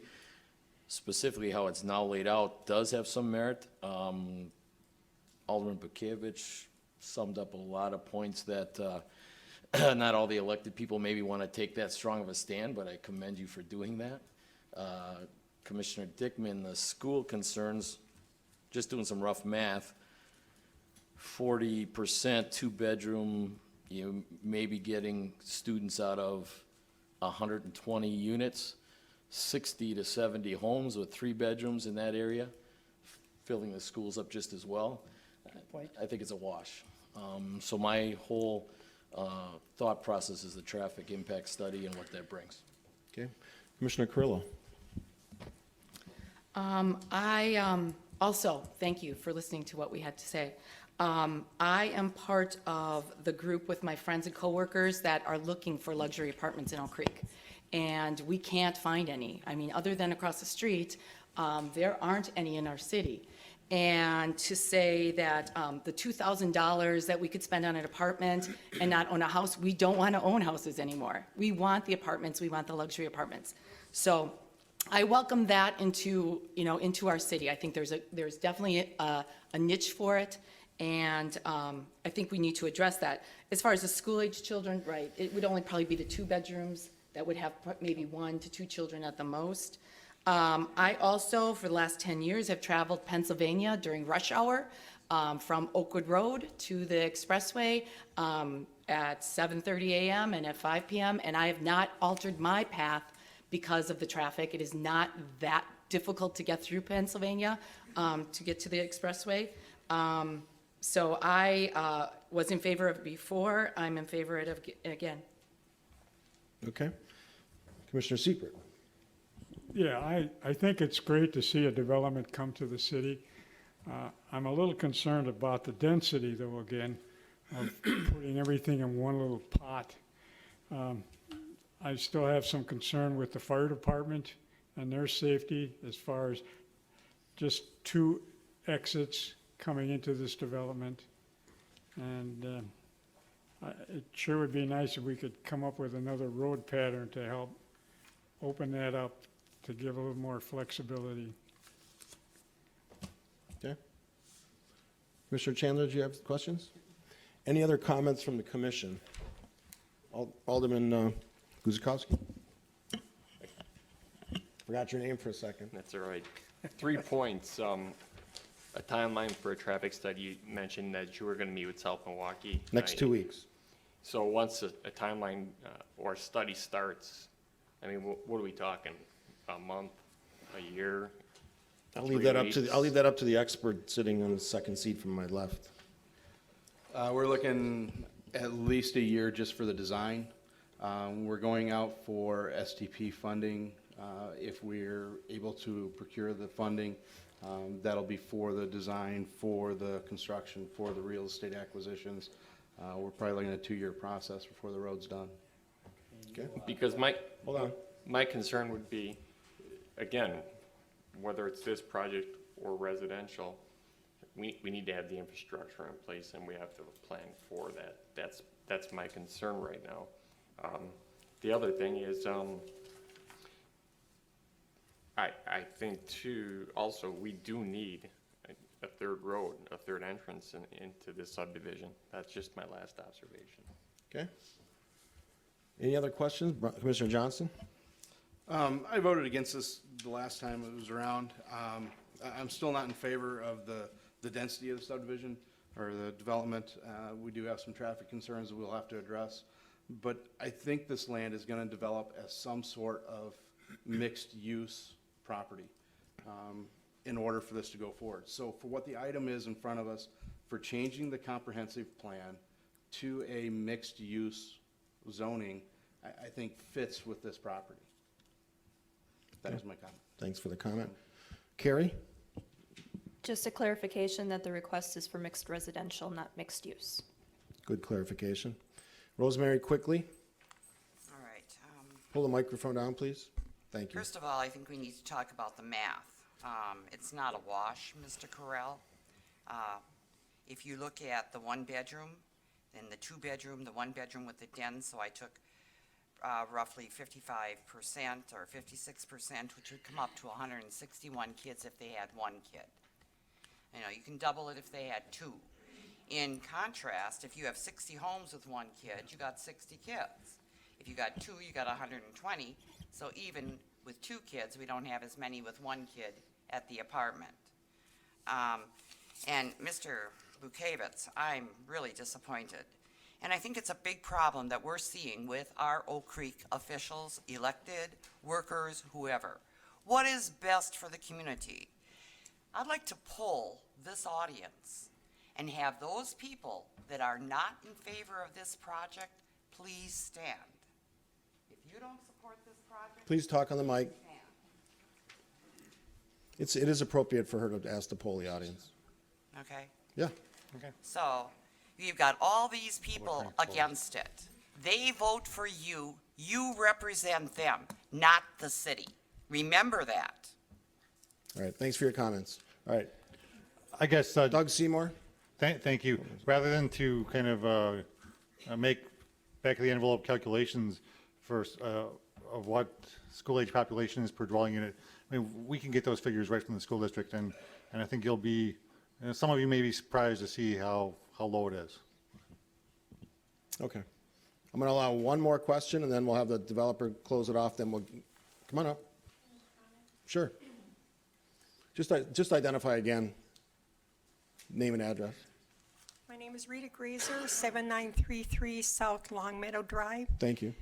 And I know they've responded, and I know you want to do all these different traffic patterns and all that. But you know, a couple years ago, 3-4 years ago, they said, let's pass the bill before we know what's in it. And my question is, maybe I'm not quoting that correctly, get your facts straight and then come back. And if you have to pass the bill or make the changes, do it then. But if we don't have the facts with all this, you know, the traffic patterns, and these are important safety features here and facts that we need to have in order. And that's all I want to say. Thank you. Come on up. Thank you. Quickly, though, quickly. Sure. A couple things. One, on the traffic side, obviously it's an existing issue. Sometimes a project like this can help spur, solutions to existing situations. Number two, we talked about, we still have a critical mass with the number of units on the plan. We can still provide the same level of amenities we talked about back in September. Finishes, exterior, interior are still the same. Someone talked about who's going to live here. We go through as a professional, with our professional management company, we screen, we do credit and criminal background checks on anyone that lives here, just like getting approved for a mortgage or any other loan. The clubhouse is set back 176 feet from the property, from the east property line. That was a question. We do have rules, hours of use, and it is a private facility in terms of not being a nuisance to surrounding neighbors. And finally, what I'd like to ask is, this is step one of 6, 7, 8 steps to amend the plan. This is not an approval this evening, does not mean we can show up tomorrow and get a building permit. What an approval this evening means is we can take the next step and refine these plans, work through engineering, work through traffic, work through architecture, and we're still going to come back before you numerous times, as well as the Common Council, and there'll be conditions put on us that if we do not satisfy, this project will not go forward. Thank you. Mr. Greco, you raised your hand. Did you have a quick question? Yes, John Greco, 2121 Oak Ridge Lane. I just want to make in reference to millennial statement that was made. There was a Census Bureau report out, and this comes from the Population Reference Bureau in Washington, D.C., that 15% of the millennials between ages of 25 and 34 live with their parents. So if you're looking for millennials to be renting studio apartments and one-bedroom apartments, I don't think that number is supported. And secondly, there's 82 million people that were born between 81 and 2000, which puts them close to the millennial age. And their problem is with underemployment. And you have college graduates that are serving as coffee batistas. And these people have long-lasting school debt. And this is why you have millennials living at home and living with their parents. And I don't see a big draw for studio and one-bedroom apartments, especially when there are not any income limits. Thanks, Mr. Greco. Any other questions from the commission? Motion on 5. Go ahead. There's somebody back. Did you fill out a sheet? No, I have not. All right, come on up. Name and address for the record. Sure. My name is Al Ishmaeli. Okay. I am at 2230 East Cody Court on the right facing Drexel. Okay. We have discussed various factors, but we've never discussed the risk of the LLC failing 2-3 years down the road. Big project, $34 million. Can you stay on the mic, I'm please? sorry. Thank you. It's a big project, $34 million. Bank possesses the property. Bank is not looking to sell at high price, sells to many different owners. Here, we're becoming a luxury apartment to maybe an average or low-income apartments. The owners could be from 20 buildings, we can have 20 owners, right? That's becoming an issue too as well. So that tax income that we're planning to generate may dwindle down significantly. So that's another risk that we never talked about it. Thank you. Thank you. Did you have something to say quickly? Just very quickly, my millennial statement, I base that on something I learned from the MMAC a few weeks ago on millennials based on the Milwaukee rental units going on downtown and the density they're doing there. And secondly, Ms. Annison is correct, I do represent you. I am an elected official, and again, it was a straw poll she took, and the majority of you do oppose this. But again, I also represent roughly the 34,950 people that chose not to attend tonight. And to really get an accurate reading, I'd have to take it from them on their feelings. So with that, I'm done. All right, motion on 6B. Bekavich will make a motion that the Plan Commission adopt resolution number 2015-02, amending the comprehensive plan and planned land use map for the properties at 7721 South Pennsylvania Avenue, 2100 East Drexel Avenue, 2200 East Drexel Avenue, and 2280 East Drexel Avenue to reflect the change in the land use from single-family residential to mixed residential following a hearing and a public hearing and adoption by the Common Council. Correll seconds. I got Correll with a second. Roll call. Dickman, nay. Johnston, aye. Bekavich, aye. Stevie, aye. Correll, aye. Seifert, no. Chandler, aye. Motion passes. We're going to take a 2-minute break for bathroom, get a drink of water.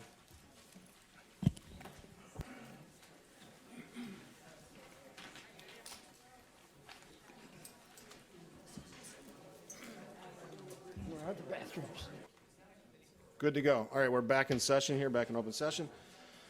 Item 6C, we're flipping to the second page. Item 6C is a rezone conditional use permit request submitted by Sean McKibben, Oak Park Place, to rezone the property located at 1980 West Rawson Avenue from RS4 single-family residential to RM1 multifamily residential with a conditional use for a licensed community living arrangement with a capacity of 16 or more persons and housing for the elderly, multiple family dwellings in excess of 4 dwelling units per structure, tax key number 736-8995-001. Carrie. This request is in anticipation of constructing a phased development that includes assisted living units, memory care units, and independent living apartments at the property that is highlighted in red on the screen. The comprehensive plan currently calls for mixed residential in this area, and as you can see, there already is a mix of multifamily and single-family in the area. This is an overall conceptual site plan showing the property and, whoops, sorry about that. Showing the property and the future buildings, a little bit of the proposed ponds and wetlands on the property as well. They're calling for a phased development, phase 1 to consist of 40 assisted living units and 40 memory care units in a 2-story building. So as you can see here, the darker area would be phase 1, and phase 2 would be in that future building to the left of your screen. Phase 2 would kind of look like this when all built out. Now the dotted lines are your future building. Those would be the independent living apartments. Those independent living apartments, 11 in total as of right now, a mix of 1 and 2 bedroom apartments. 24/7 on-site staffing would be provided for the memory care and assisted living portion. There would be 21 full-time, 31 part-time, and 22 employees on the first shift. They provide meals, classes, and activities to their residents, as well as transportation for day trips, events, and appointments. As of right now, the plans do not call for exterior dumpsters or outside storage areas, and they anticipate about 3 deliveries per week. There's one area that Plan Commissioners will be asked to issue a specific decision on as to whether a reduction in the minimum parking stalls is appropriate. Right now, the plans call for 55 stalls in the center of the land. There we go. An additional 9 to the northwest. And the requirements for elderly housing are at 1 stall per dwelling unit. For multifamily, it's 1.5 for efficiency in 1-bedroom apartments or 2 for 2-bedroom apartments. Plan Commissioners may recall that the CBRF for Azura was approved in April, and they were granted the ability to use the parking ratio for nursing homes, which is a reduction in what would be required for elderly housing or multifamily housing, and that is actually 1 space per 3 tenant beds and 1 space per employee. So that would reduce the minimum number that would be required. Concept plans will require modifications for compliance, and staff has already made some contact with the applicant to work through those issues.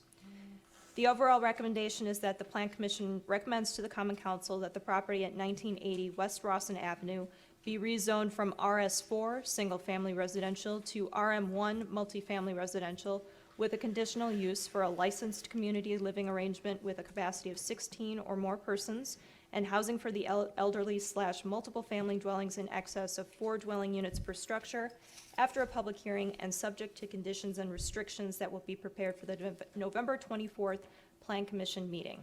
Mr. Mayor. Thank you, Carrie. Questions or comments from the commission? Alderman Bekavich? I guess I want to start out, and I'll address the parking. There's 55 units in the middle and then 9 to the north. It seems like a rather large development to have that minimum of parking, and then you show a future building to the west there. How many employees will we typically have? Did I miss that? Did you state that? Sorry. Oh, yeah. Come on up. You must be Mark Cruiser. Okay. Hi, good evening. My name's Mark Cruiser, and I'm an architect with Architectural Design Consultants out of Lake Delton and Madison. I'm actually out of the Madison office. I'm representing Sean McKibben this evening, the owner's developer for the project, since he can't be here. But we have, and just a clarification, the future, and it's not very clear in the plans, it wasn't listed, but the future independent living is actually 3 stories, so it'd be 36 to potentially 40 units, but that would have underground parking that would easily accommodate the number of parking for those units. So we have there's 3 shifts because it's a 24/7 facility for the memory care and assisted living facility, and so we have 8 full-time, 14 part-time on a day shift. And then the PM shift is almost the same, 8 full-time and 12 part-time, and then a little bit less on the nighttime shift. So it's not a lot of employees. So you've got 22 employees there during the day, and then 20 during at night. So it's not a lot of employees. The memory care people do not have cars. The assisted living people. The other facilities that Oak Park Place operates, they have cars. The assisted living people have cars at a rate of about 5%. So that means for 40 units, that's 2 cars. So it's not many at all. So there's not a need for much parking at all for the residents. There's not a lot of employees, and so the majority of that parking then is for visitors coming and going. So, and then again, the future phase 2, the independent living. Again, it's in the 36 to 40 units range at 3 stories. That would have underground parking that would pretty much cover all of the parking, at least for the residents. And of course, then they would share some of the parking that's there proposed. Okay. And sadly, we've discussed this on other developments. There's not a lot of visitation either going on. Need for these people, because that would only leave us about 30-some.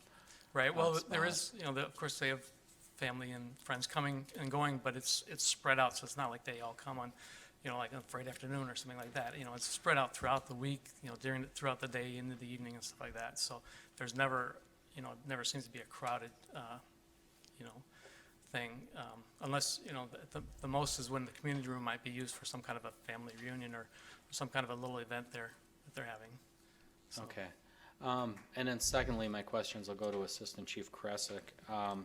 As far as the layout goes with you getting in and out and the number of calls you're gonna have, because we know, you guys will be servicing, probably a little more than a normal home. But, can you comment a little bit out on the layout and how you guys address that, getting in and out of there with an emergency rig? A preliminary view of the layout, you know, it all goes back to access for anything we do with site plans, and it's access to the main area of the structure, the main entrance, and then access around the building for any type of fire calls. Preliminary view is good, and certainly as their company submits formal plans, we'll vet those and make the best determination of what layout fits in that site.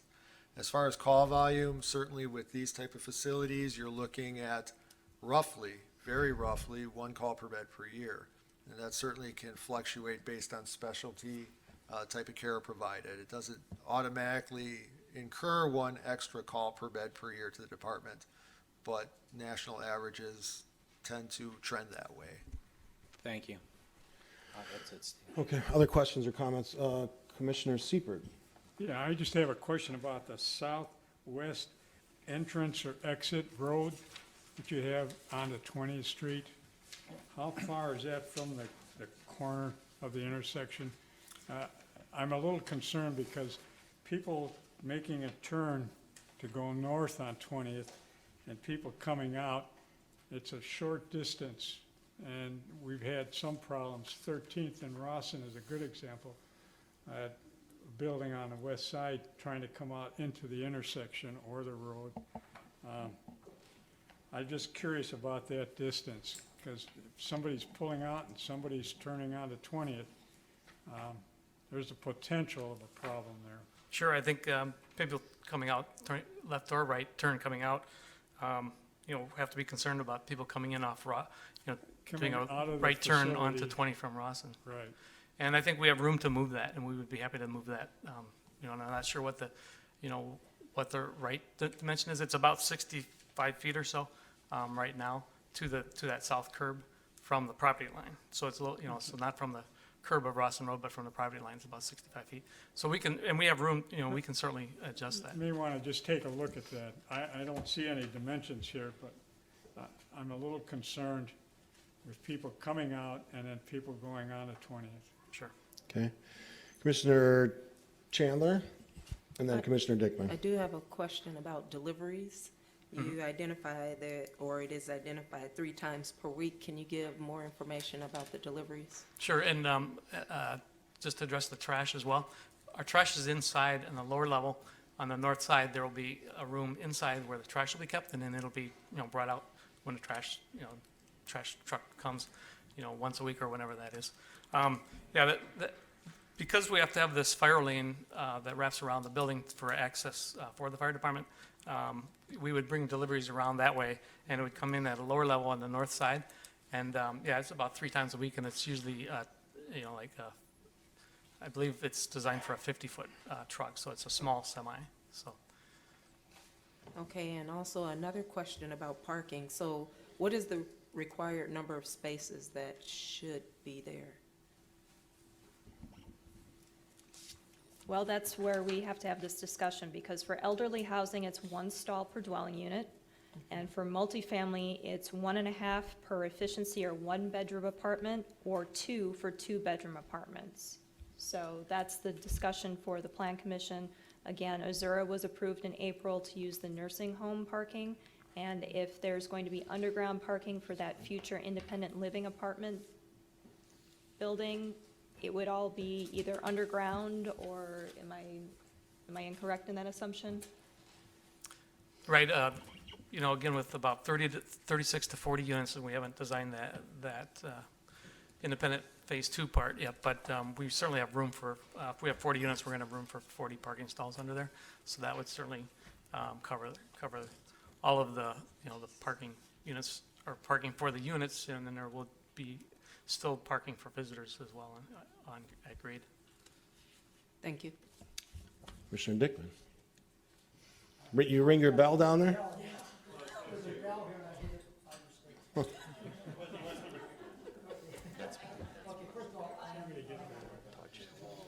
I am in favor of this. First of all, it's very close to my home, okay, and I drive this area constantly, especially with 27th Street under construction. So I kind of have to agree with Fred about the traffic situation. Even though there's not a lot of traffic coming out of this facility because of its nature, I'm still very concerned. For example, if you're driving east on Rawson Avenue and I want to turn left to go onto 20th Street, I have to be very careful and look at the traffic coming at me on Rawson because it's very, very busy, and then you have traffic coming off the freeway.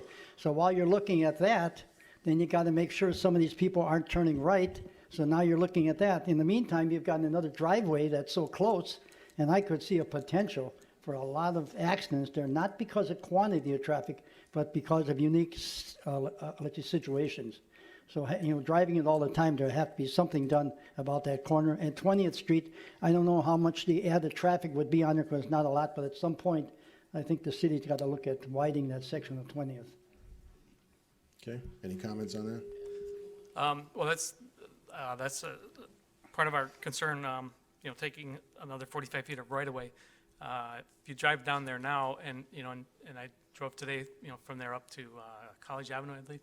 So that stretch there, it's mostly residential and, residential and multifamily residential, and a little bit of retail way on the north end at College Avenue. It seems like if you want to take and slow traffic down, I would suggest keeping the roads narrow and not widening them. You've got, a major northwest thoroughfare to the west, over by Menards. I don't see a need. I would think you'd want to minimize the amount of traffic, that cuts through on this road. Okay. I just want to make one more point, if I might, Steve. Go ahead. When you're driving east on Rawson and you want to turn left, there is no cut-in lane where you can get out of the traffic. It's behind you. So you have to make sure you get in. If you got another car that wants to get in also, all this traffic's piling up on Rawson because there is no cut-in lane there. And when they redid that section, they didn't add a lane there, and I wish they would have. Okay. Mr. Degnan, do you have a question? Can you turn your mic off, please? Yeah, okay. Arden Degner, 8540 South Pennsylvania Avenue. I too want to. Mr. Degnan, drop that mic down so we can hear what you're saying. I too want to question this layout because it doesn't show exactly. Is this 5-foot designation around the outside of this parking area a sidewalk then? Because Yes, this is sidewalk all the way around. that's a sidewalk. Where is the area where the individuals could perhaps get out and into the outside when the weather is decent? We have a fenced-in exterior courtyard here that's going to be nicely landscaped. The applicant, or the representative of the applicant has indicated they have a fenced-in courtyard that would answer Mr. Degnan's Is question. it possible for the individuals to walk over there or be pushed over there? Is there a sidewalk next to the living units? I don't see anything like that proposed. Sure, they can come from the other parts of the building out. Oh, internally? Oh, I see. All right. Thank you. Thank you, Mr. Degner. Quickly, Rosemary. Could you, this question's for you, sir. Got to speak on the mic so we can Sorry. record it. My questions have to do with the dementia and the assisted living. Is that going to be a 3-story structure? The question was, is it going to be a 3-story structure? No, the memory care and assisted living part of the building, all of Phase 1 is 2-story. In fact, from the South 20th Street, it's 1-story, but the ground slopes away enough that it'll be exposed 2 stories back on this backside. Then the future independent living will be 3 stories. Okay, and how many dementia are you going to deal with? How many dementia patients are you going to have there? Well, it's, I don't know if. Hold on one second. You can't side talk, because I cannot hear what they're saying. Thank you. We refer to it as memory care, so, the exact medical term is not necessarily dementia. But memory care has 40 units, assisted living has 40 units as well. So that's 80.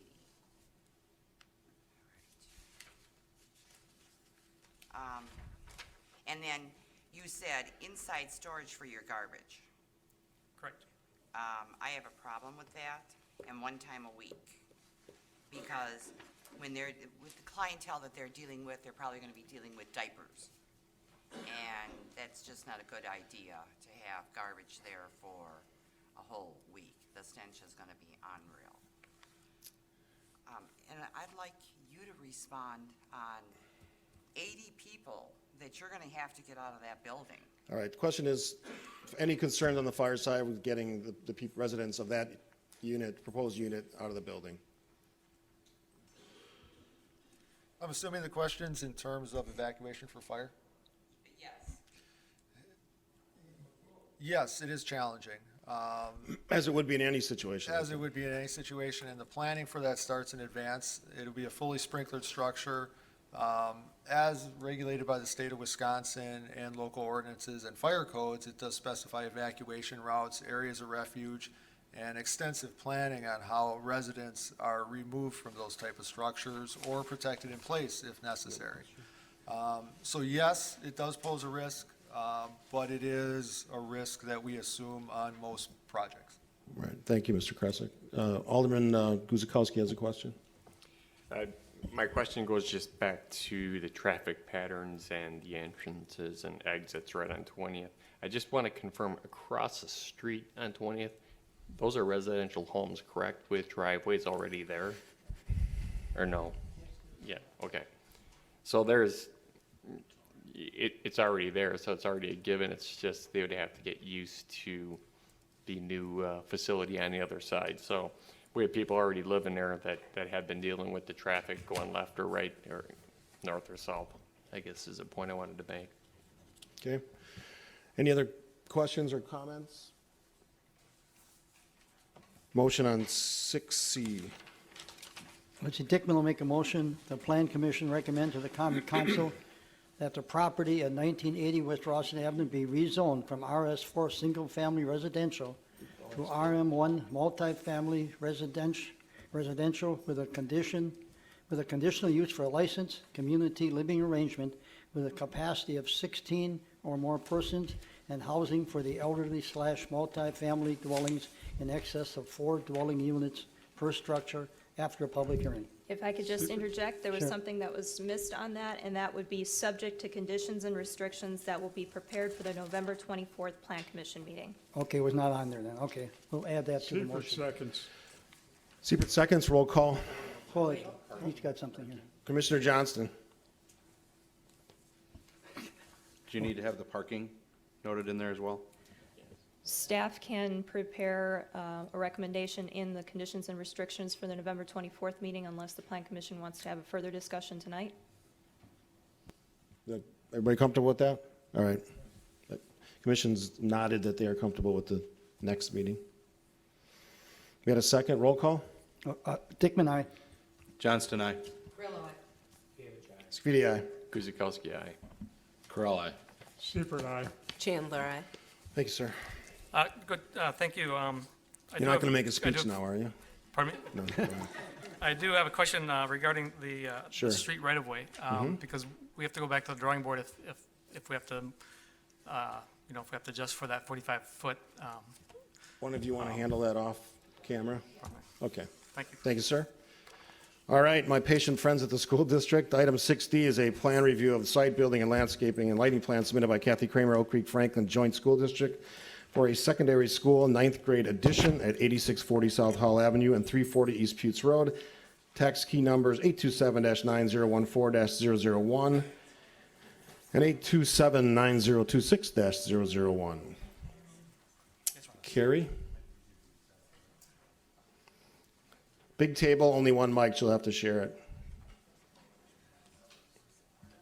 Turn it on. Carrie?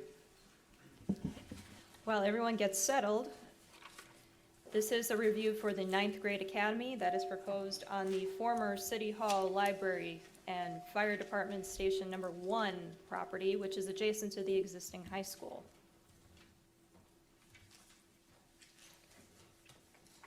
On the screen would be Don't fail us now. fabulous, thank you. The proposed site plan, which includes a 2-story building that would house classrooms, district offices in the future if necessary, a gymnasium, cafeteria, future auditorium, media center, multipurpose areas, etc. This would serve approximately 800 students and would have a covered walkway that would bridge the existing building and the new building. There is also a potential future location for a cell tower, which, if you can see on the screen, is located southeast of the building. If you can see the red area, you got it? Right there. Thank you, Doug.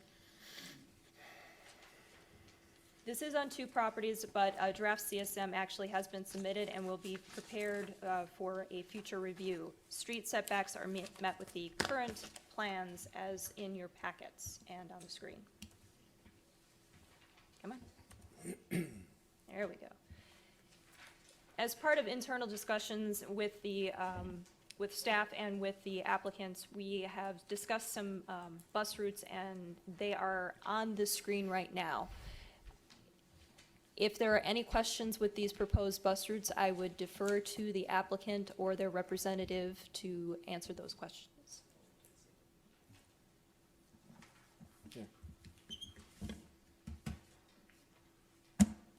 Hold on one second. I'll call you up. I know you want to talk to that issue. All right. Moving on to parking. Hold on one second. Do you want me to take the question on the bus No, routes? I was wondering if there's any All right, count. why don't you wrap up your presentation? it. Do you guys have a formal presentation? All right, you wrap yours up, we'll go to them, then we'll take Mr. Crudup's question. Alrighty. The next slide is actually highlighting the different parking areas that would be available between the 2 buildings. The blue or purple areas are visitor parking, green is highlighted as student parking, the red areas are staff, and the orange would be reserved for district staff, district office staff parking.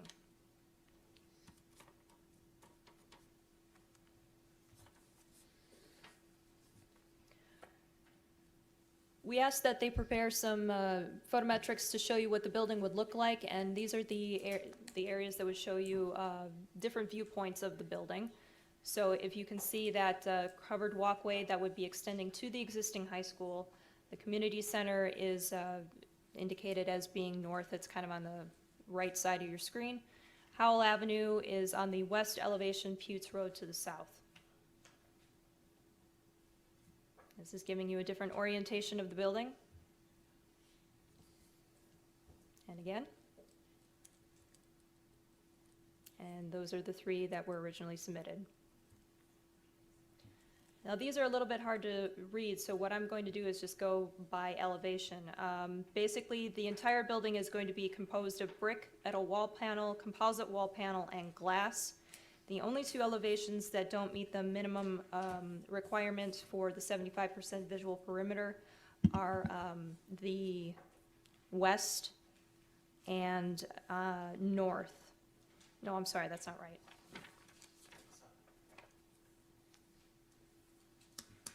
I seem to be missing a page, I apologize. So it's the,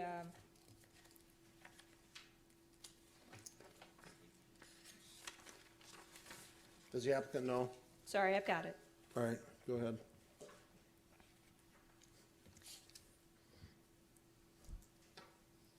Somewhere, I got it. South and west sides of the new building. Sorry. Those are just slightly above the requirements, or the minimum, sorry. The maximum allowed for metal wall panels is 25%, and these exceed that on those 2 elevations by just a bit.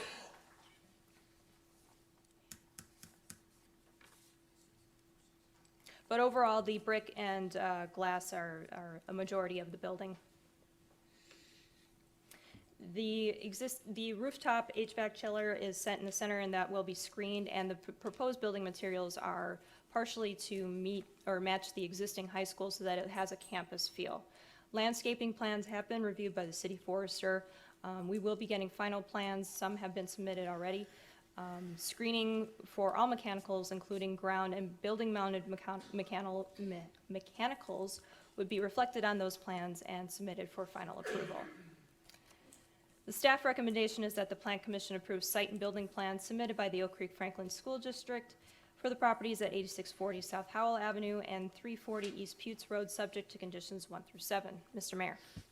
Thank you, Carrie. The school district has a team here. Superintendent Culver's here if you want to introduce your group, and then we can have your presentation. Thank you. Starting on this side over here is Kathy Kramer, who's Director of Business Service. This is Chris Weiss, who will be the principal of the building, which will be a 9th grade center when it first opens. This is Bob Vaggart, who is from Epstein Ewan, who has been the architect that's designed this and many other Oak Creek schools. Also have Principal Reed and Community Center Director Rich, not appearing on behalf, but as a neighbor. Welcome, both you and all of you. So just a little bit, I don't have any other slide presentation, but relative to the goals for the project was really to take capacity out, or I should say, take students out of the existing high school to free up some capacity. And in looking at the building, really the idea was to create a campus setting. So we've got the 9th grade building on the corner. We've got a walkway between the two buildings that shows up on the drawings. And architecturally, what we were looking at is trying to, again, look at a cohesive plan that ties those together. So if you think about the existing high school, there's some ribbon windows that are on the building. We've emulated that as well with the brick. On that particular building, the existing building, there's a gray material as well above those windows. That is actually an EFIS type system. We're not proposing that. We've got a metal panel. We also have a composite panel, which is similar to what is on the City Hall building. So up near your roof where the soffit is, that's the composite panel. That's the other material that we're looking at.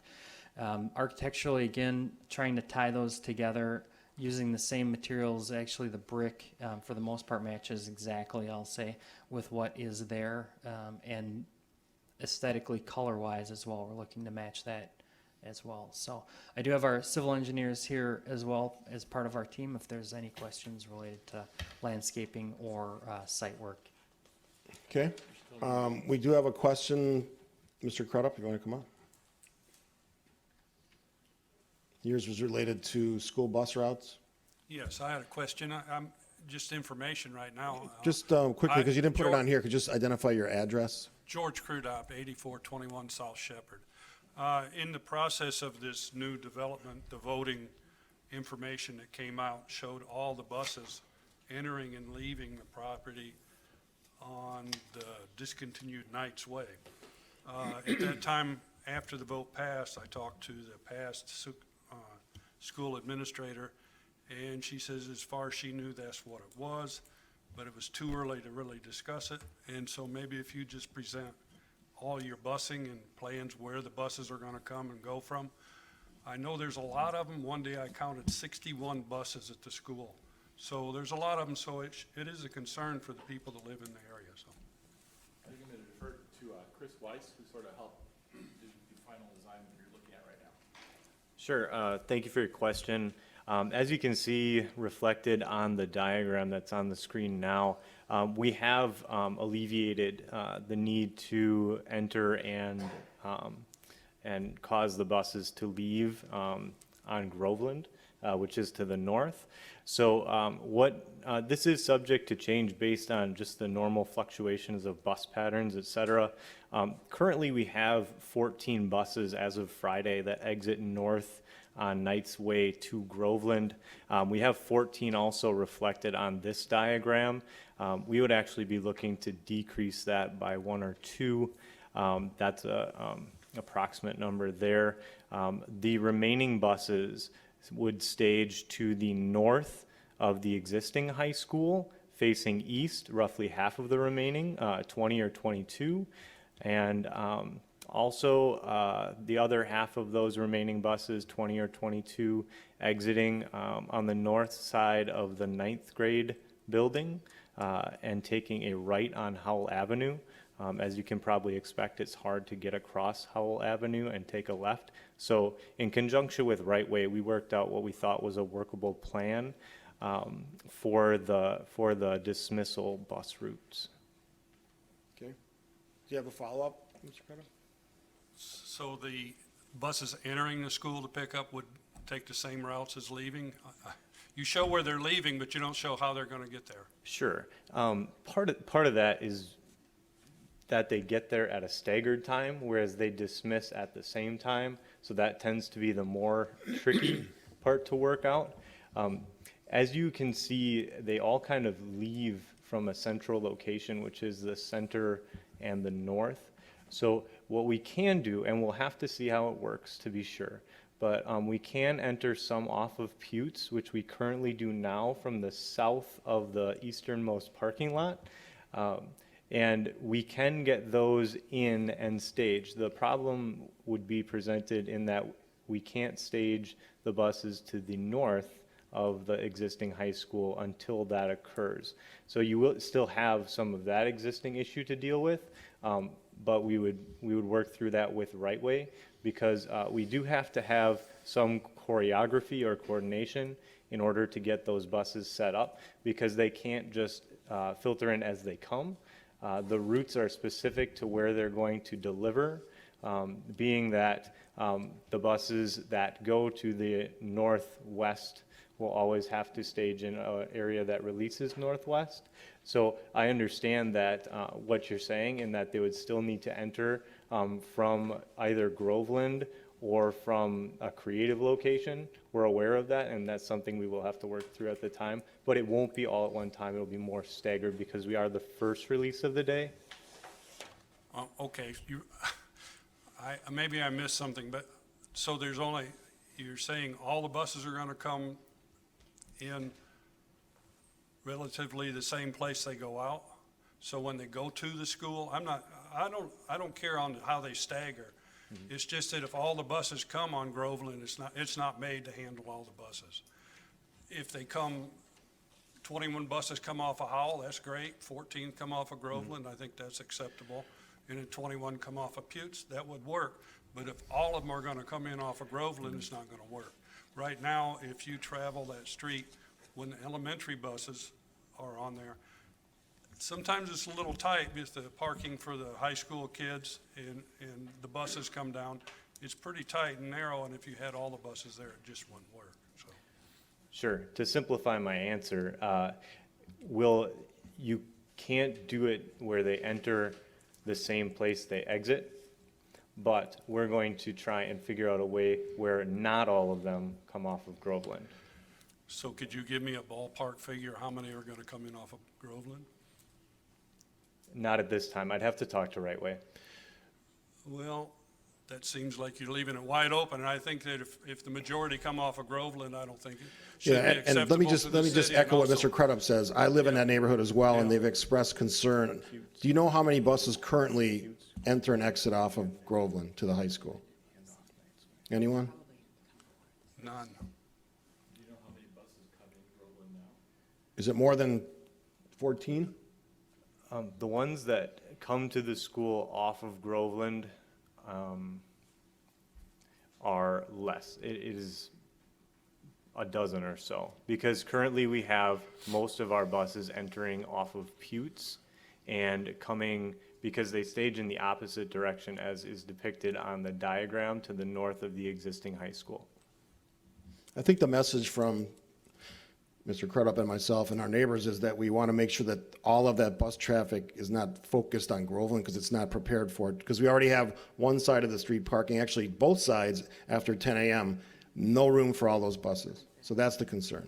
Plus, engineering probably would say, you probably want some money to build the infrastructure to Well, support they the always buses. want money for roads, yeah.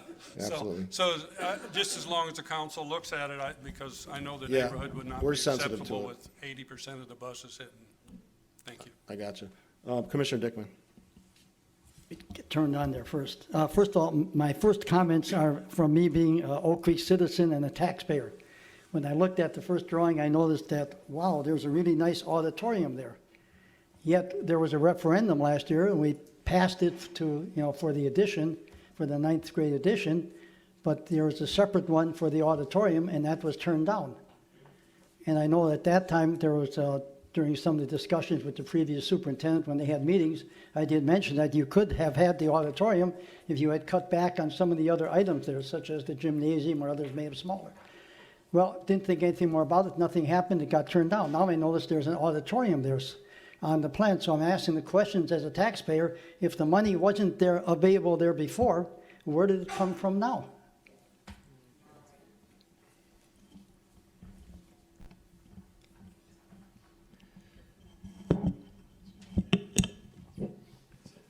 So last spring, the board made a decision to take some money out of fund balance and build a shell of an auditorium because it would be more cost effective to sort of have it done at the same time.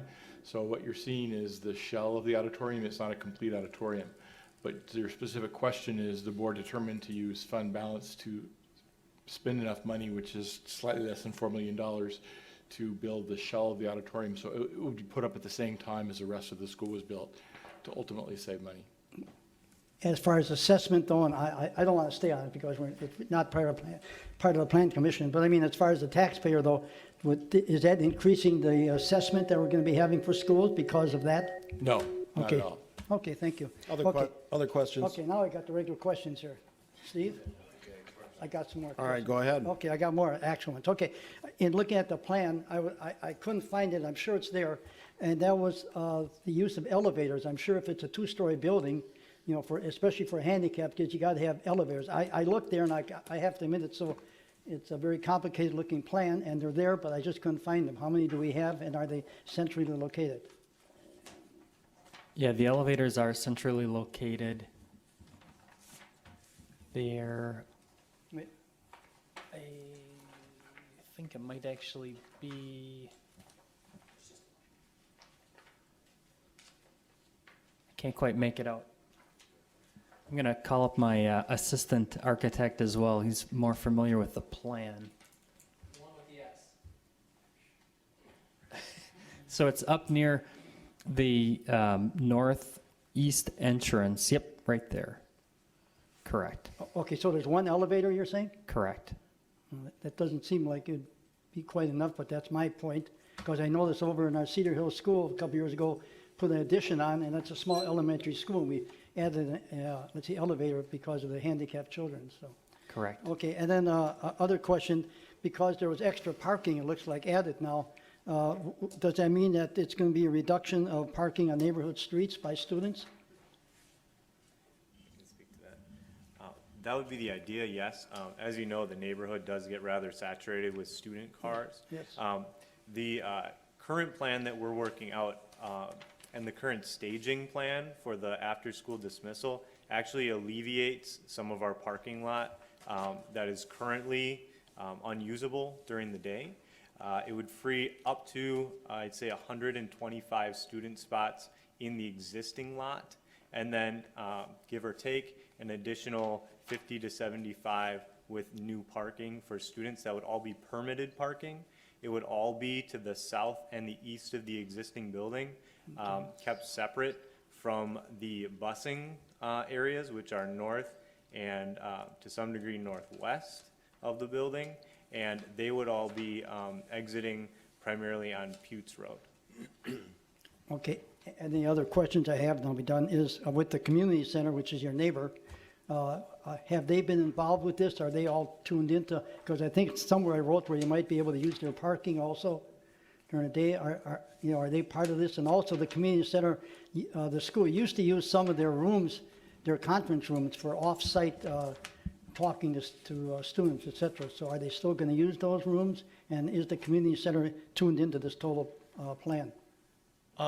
We've tried to have several meetings with the community center. There's still a couple of issues to iron out in terms of specifics on the driveways and such. Nothing major, at least from our last meeting this afternoon, to do that. So obviously, since the district's taking over the lease from the city and the community center will now be on our property and it's a lease with them, is they're our neighbor, and so we want to cooperate with them. So that's our intent, to continue conversations about that. But we just had a meeting this afternoon to talk about different parts of this and how it might work. And working our best to make sure everybody's on board. You know, it's communication, but we'll do our best. Okay, thank you. Other questions on this side? Alderman Bekavich?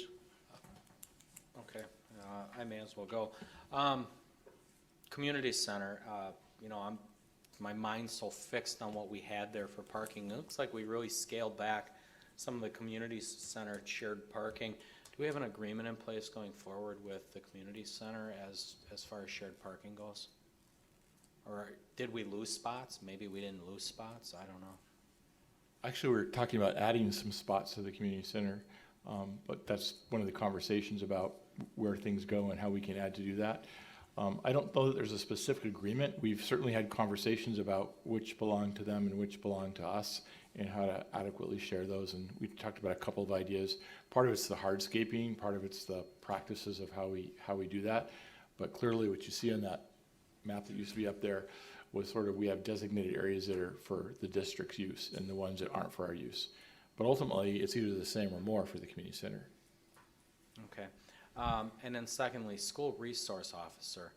We do have one in the high school. Will there be a need for a second one? And I guess I'm under the impression that this is 9th grade only in this building, or is it going to be a mix of all grades? The concept right now is a 9th grade center to do that, and currently there's 2 SROs. They sort of work together on various things. Sometimes they're both at the high school, sometimes they share at the middle school. So we don't see at this point adding more than 2. So there are 2 and there'll continue to be 2. Okay. And then just based on my assessment, that covered walkway, it's roughly about half a block, probably from where the west side of the existing Knights Way now to the existing school building? Am I about right in assuming that? Yeah, I don't recall the exact dimension, but it's substantial. Oh. It goes, you know, basically from the existing high school all the way over to the. How often, I know it's a open campus concept, but how often will the kids be shuffling back and forth? Because we do have 2 cafeterias, all that stuff, I guess for you know, everybody will come to the big high school for a major event, pep rallies, things of that nature.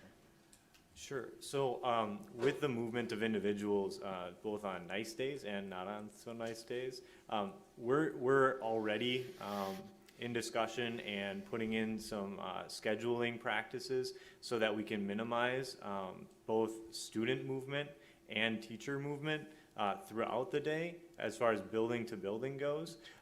For example, building into the schedule linked classes, those that wouldn't cause a student to have to go back and forth, because not only is it a distance consideration, but also a lost instructional time consideration. Some staff would really like the idea of working with freshmen all day, and others would like a little bit more of a mix. Some are specialized, in fact, to teach some of the more advanced classes. So we're planning now so that our transition, we're acting as if we're in another building, or we're trying to get to that point, so that when we are in another building, we minimize lost instructional minutes, lost, walking time, and just the trying to make it work smoothly before it has to work smoothly. Okay, and then one last thing. Both buildings will start and end on the same day, at the same bell, so to speak, or will you let one campus out 15 minutes prior to the other? As of right now, we're just planning on having the identical schedule. We have students who are on an advanced track. We have students who need different considerations or accommodations throughout the day, and having a different bell schedule would really throw a wrench in the works. Right now, same bell schedule. There are other considerations as far as systems go that we have to take into account. That would be far more complicated if we went to a different schedule. So we're trying to, again, plan ahead so that we're acting as if we're in a different building already. So same bell schedule. Okay. Probably too late, but have you guys thought about geothermal heating for the building like we did in City Hall?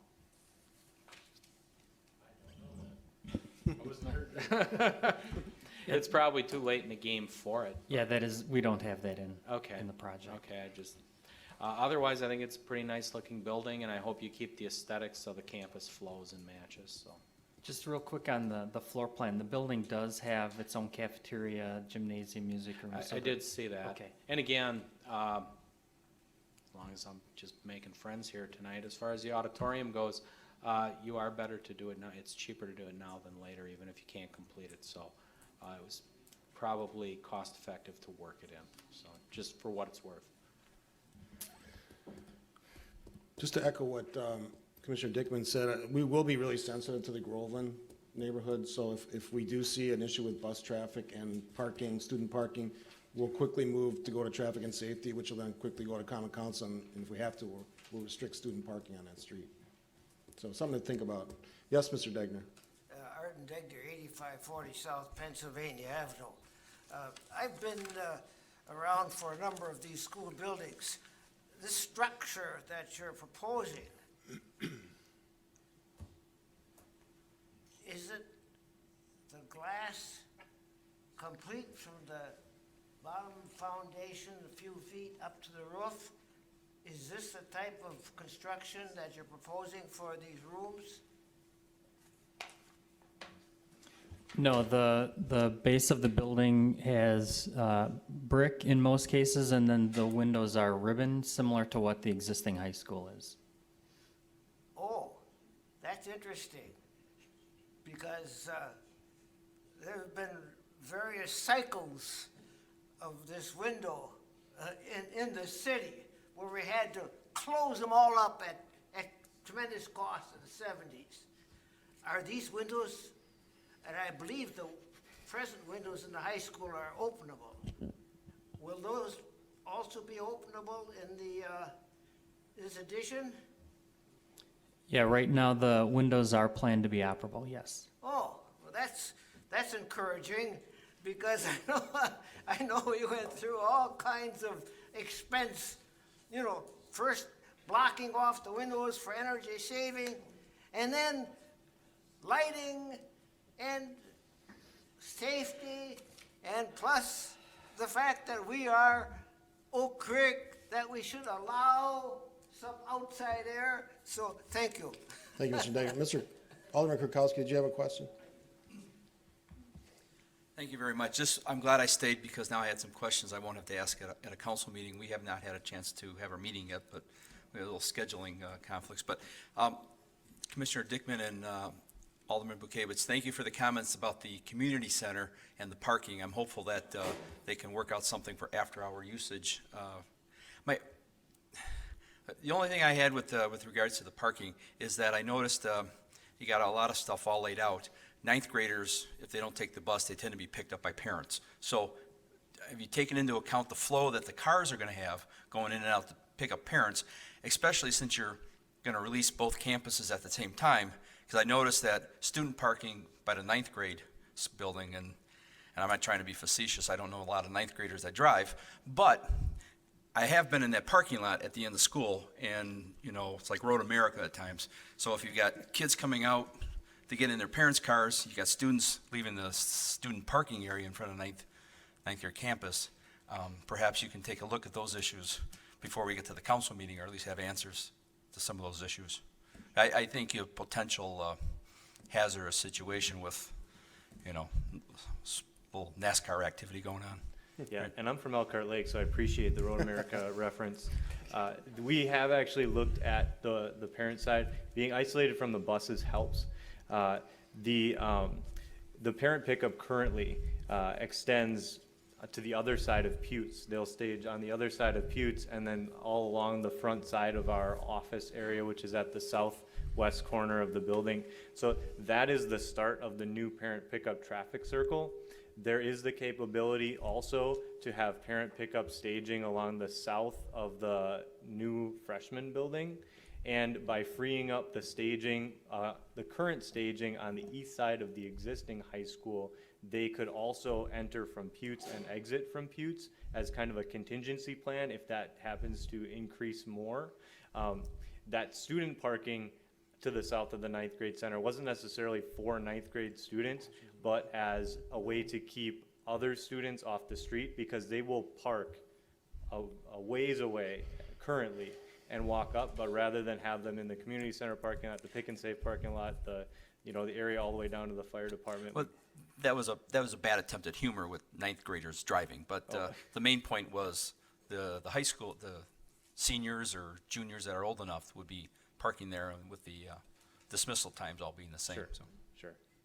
Okay, thank you. Thank you. Alderman Guzekowski?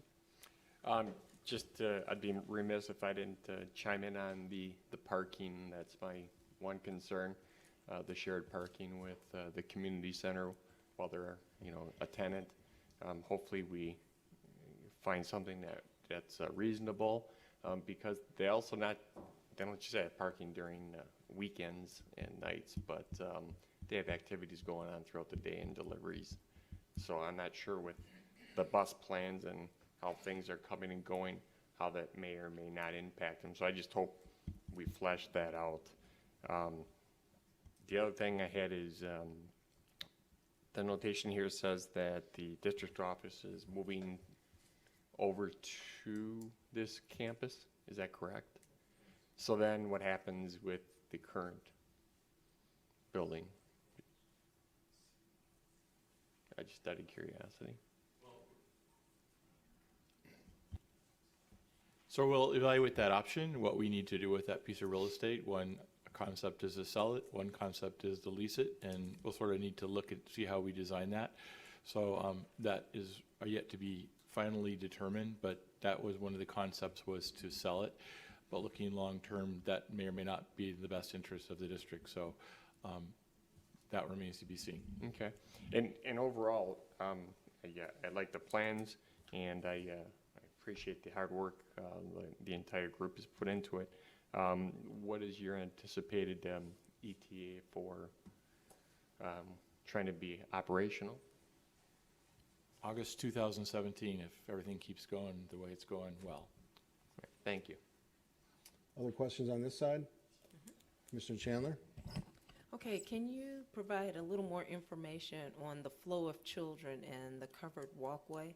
Is that specifically for the 9th through 12th graders to go back and forth to mix classes?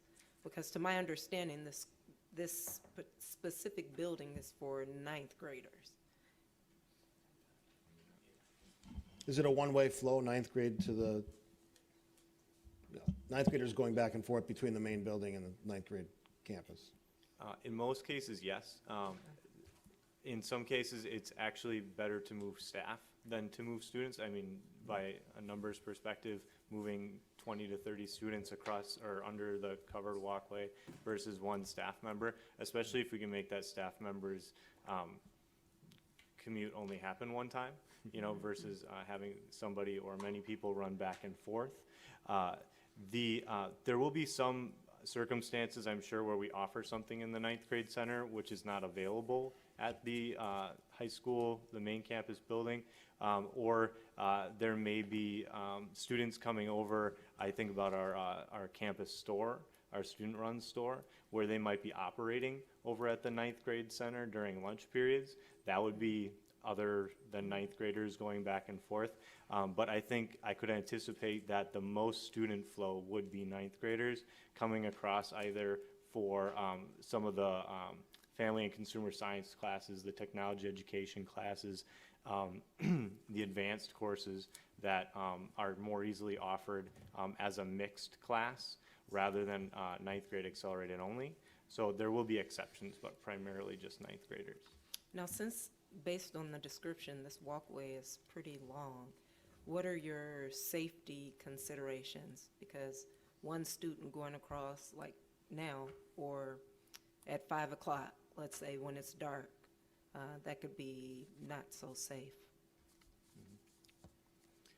I can say that considerations have been made and are constantly in our thoughts, and we're considering any piece of input that comes along.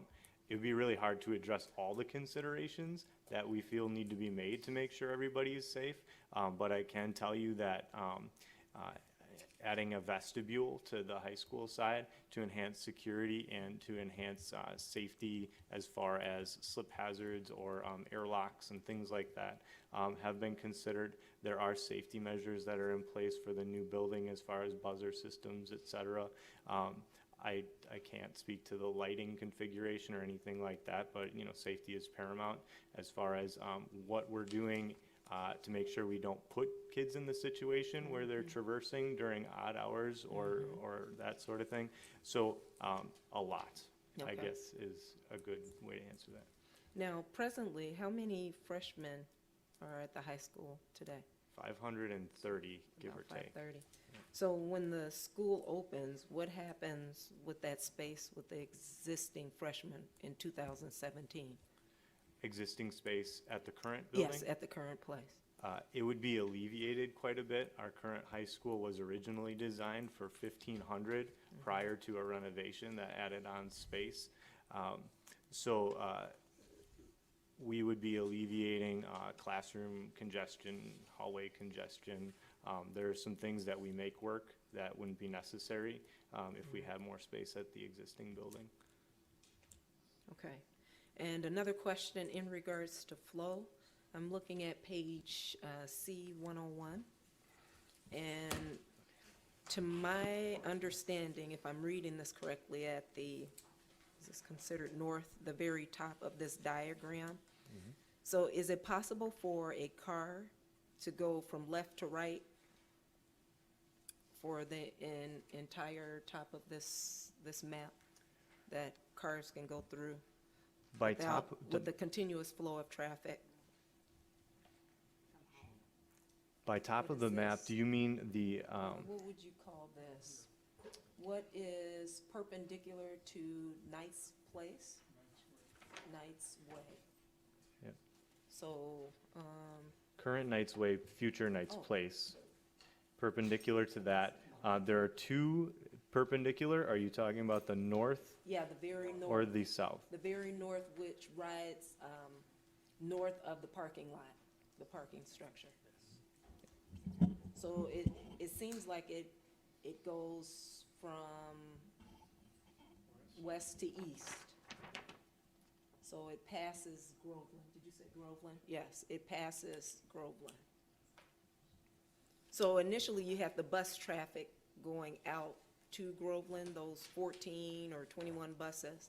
But there's a street, a cross street that goes, that's perpendicular to Groveland, perpendicular to Knight's Place.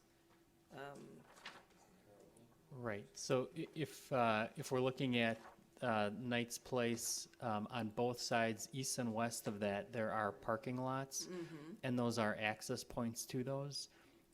If you're asking, can you drive from one side through Knight's Place to the other side, so from east to west, let's say, Yes. yes, that is possible.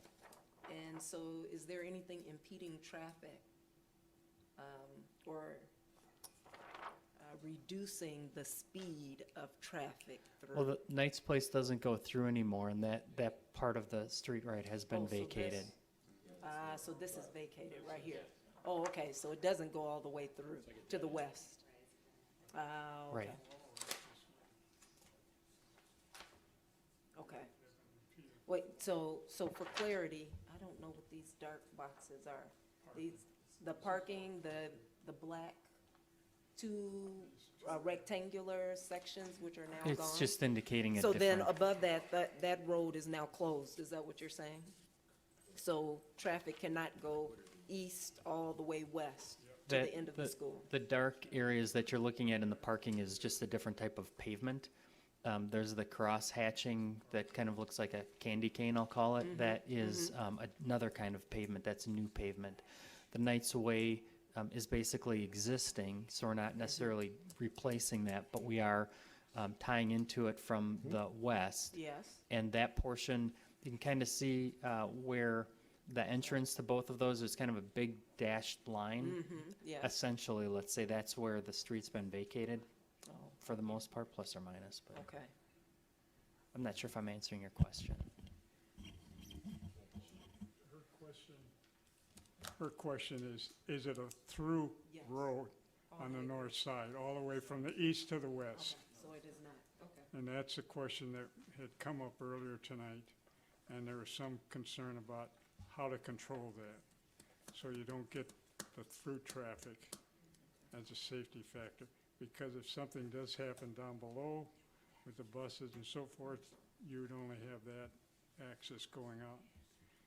So the safety aspect was a concern. Okay, and then one additional question on C 104, there's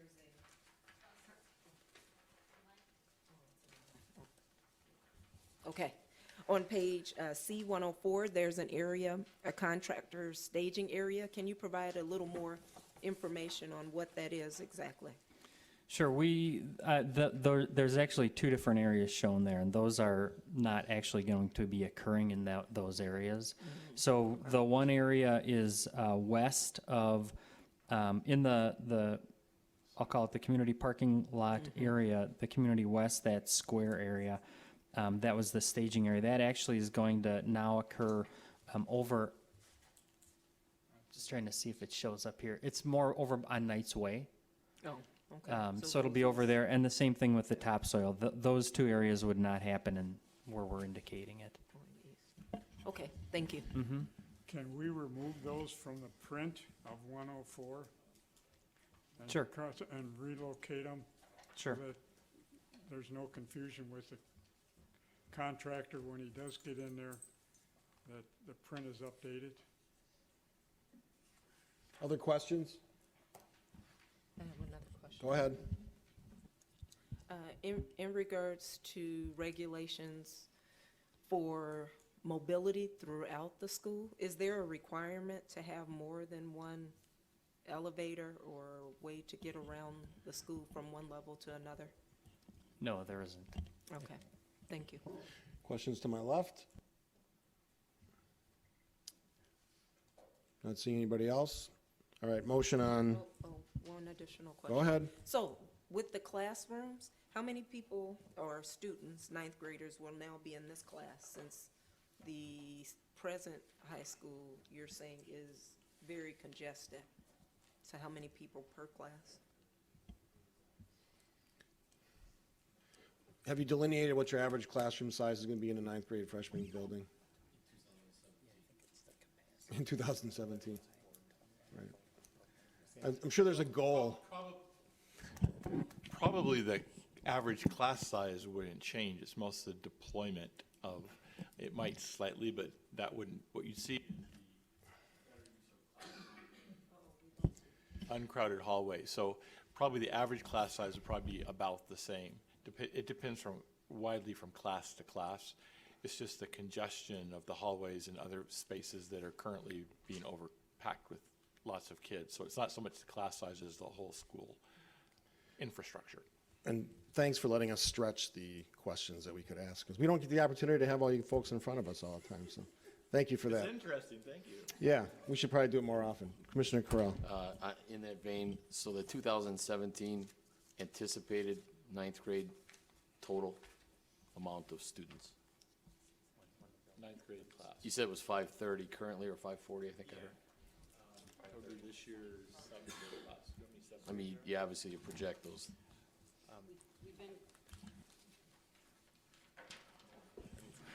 Our projections really have been about 2% per year. It varies by class, so it's not going to be significant. I mean, they might go between 30 and 40 for each of those classes.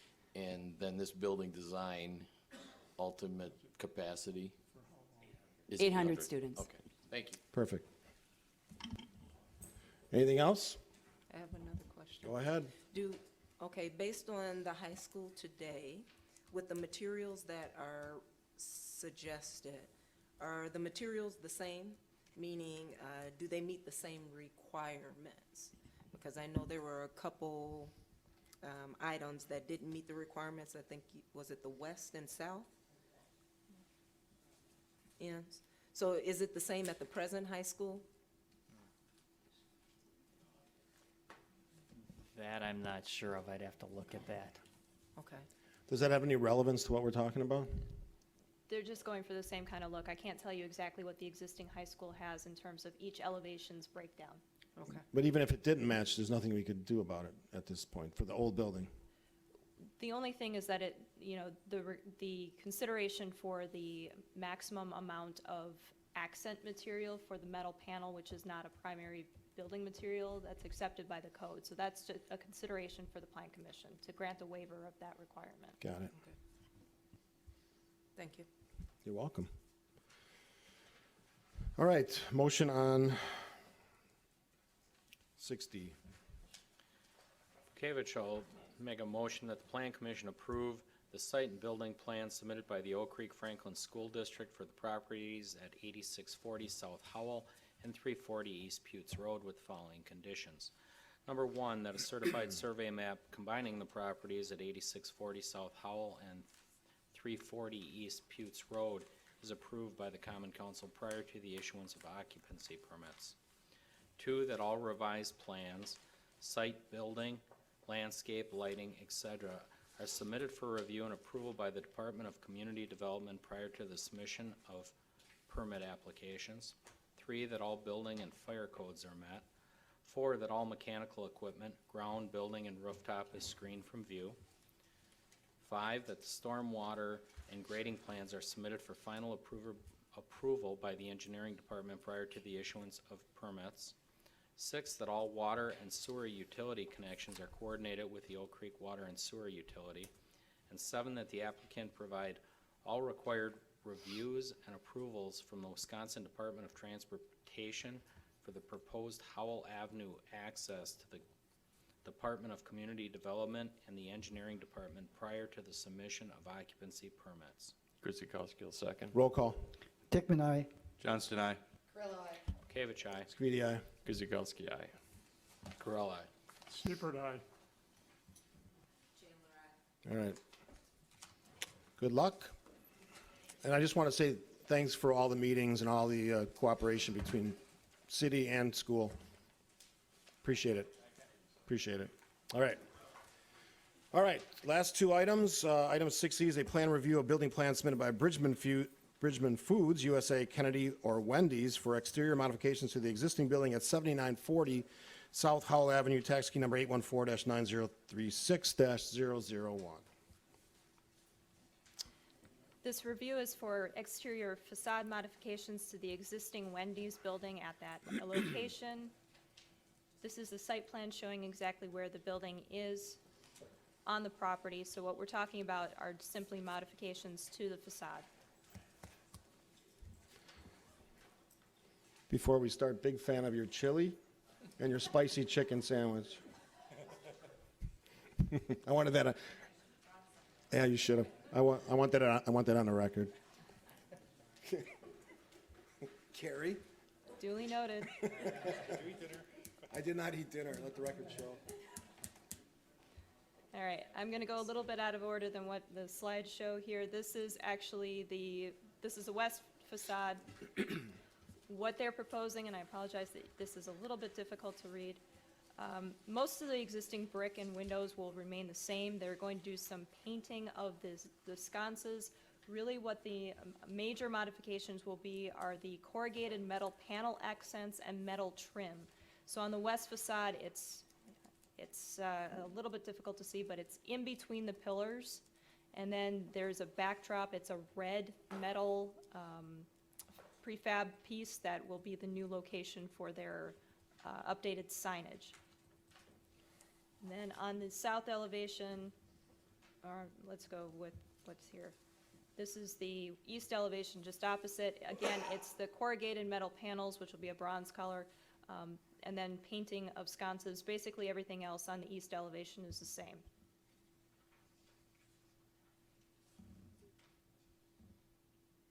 This is the north facade. Sorry. And again, the only thing that's changing, they're adding those corrugated metal panels, same to the south, and painting the sconces. What this will look like in reality, this is their rendering. And I had an example image that seems to have decided it's not going to open. The applicant has a board that shows all the images, so Okay. let's get that going around.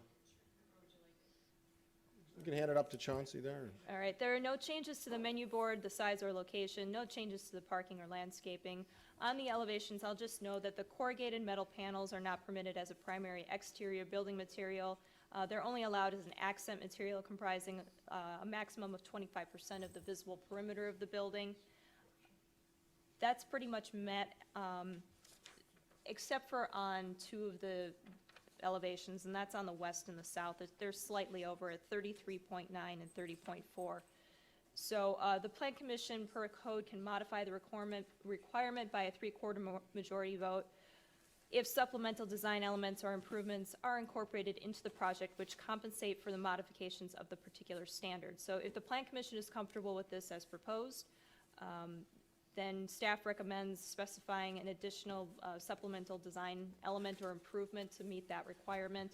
Some suggestions would be like landscaping elements added to the building, awnings, designating a future outdoor seating area, installing a bike rack, something like that.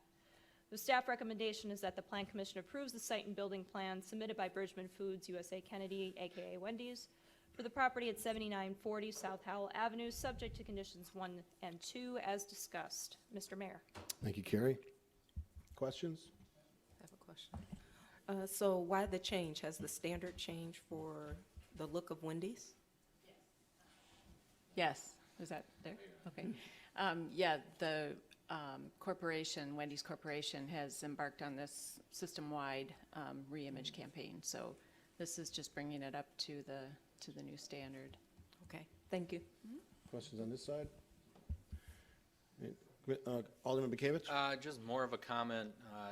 Ms. Chandler kind of said what I was going to say about the change, but I think it's timing appropriate given Drexel Town Square, and it kind of gives that building a new look, and it actually fits in with the whole Town Square concept with the metal panel whole thing. I think it's a good compliment across from Water Street, so kudos to you. Good luck. Anything else? Commissioner Dickman? Turn your mic on. Well, again, either it's on or off at the wrong time. Okay, on the sign itself, the way we measure our signs, okay, there's a lot of, this is a large board here with the word Wendy's on. Does that meet our existing sign requirement, the way we measure? The Wendy's and the little logo would be the sign. The backdrop would be part of the architectural component of the building. Okay, so it's not part, that's what I wanted to make sure that we didn't. And then the other thing that was kind of interesting was, lately we've had some of these type drive-through restaurants where they've changed their menu board and their ordering board, differently, yet they're not doing it here. So I guess my question to you is, are you looking at making updated changes as other restaurants are doing? We've already updated our outdoor menu boards. Our drive-through menu board was just updated several years ago. Okay, but I mean, what they're doing now is where they actually show you the person talking to you and you see the meal, I think they said. That's the newest thing that's in. We're not there yet. Okay, well, I just want to mention. Okay. Anybody else? I think it's a nice refresh for a building that's been there quite a while. How long has Wendy's been there? I'm dating myself because I actually built that. I was in front of you way back then. It was late 90s, early 2000, somewhere, I think it was Good. back Well, it's a good refresh in the building.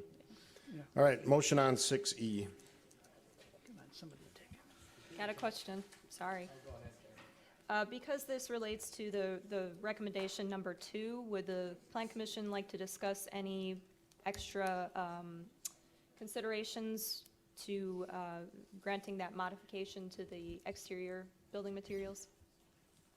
In other words, On the south and west, landscaping, bike rack, awnings as a supplement?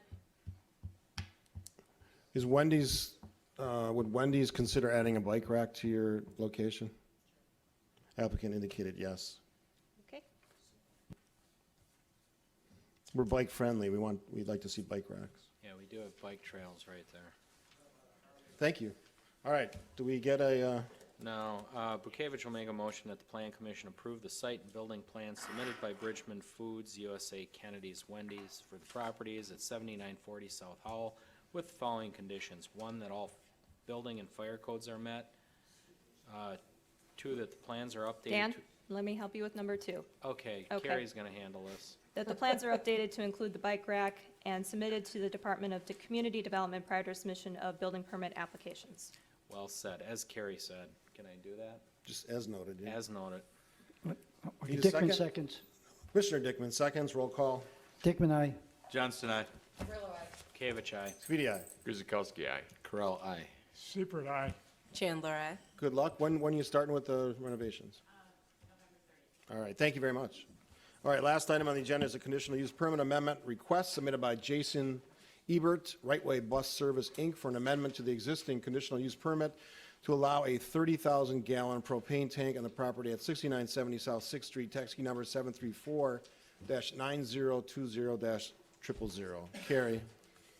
The amendment is to replace the existing dual 1,900-gallon tank on the existing property in the existing location. The other addition to this would be that they are adding a dispensing nozzle. They've already expanded the asphalt around the area to accommodate the extra size, and they've also accommodated the driving lanes that would be required for that increased size. The current and proposed location is approximately 60 feet from the north property line and approximately 90 feet to the east of the existing building. Inflammable gas and liquid storage in excess of 5,000 gallons is a conditional use in the M1 manufacturing district.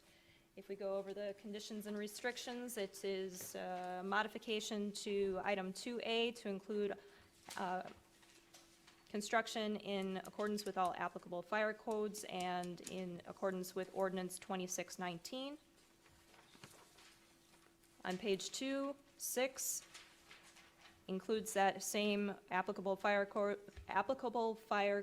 and ordinance 2619 also in 5A. Page 3 of 6, under 8C, the outdoor storage of inflammable gas and liquid storage in excess of 5,000 gallons in accordance with all applicable fire codes shall be limited to the area depicted in Exhibit 1, which is the site plan shown on your screen. 10, under permitted uses, B, outdoor storage of vehicles and private bus storage yard. Also, one 30,000 propane tank in the, one 30,000 gallon propane tank in the location, I'm finding typing errors. Depicted in the site plan as Exhibit 1 in conformance with all applicable fire codes. I hope that's it. Mr. Mayor. Mr. Kresick, any concerns with a tank that large? Anytime you start to get in a tank that size, certainly there are risks, and I'll go back to our previous item. It all starts at the planning phase to reduce those risks. This is regulated by the state of Wisconsin and fire codes as far as the installation. The key to it is protection around it. Certainly we don't want that tank struck by anything. So whatever protective feature, curbs and bollards, and those are also regulated by the state for, during the initial plan review of that. So starting with this process is where we really reduce the risk for a tank that size. Certainly a tank that size isn't unheard of and are relatively common in the propane industry. Okay, thank you. Questions? I have a question. Go ahead. I have a question for the applicant. The most patient applicants of the evening.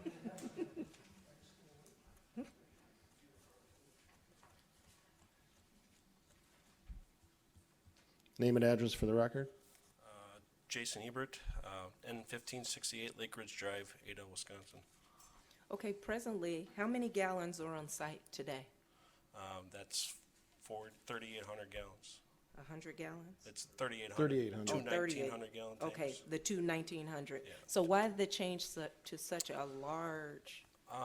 There's a couple of reasons. One of the reasons is delivery frequency. We're reducing the delivery frequency by going to a larger tank. Currently, usage demand gets us 3 or 4 deliveries a week. Going to the larger tank, we're looking at monthly to bi-monthly deliveries instead.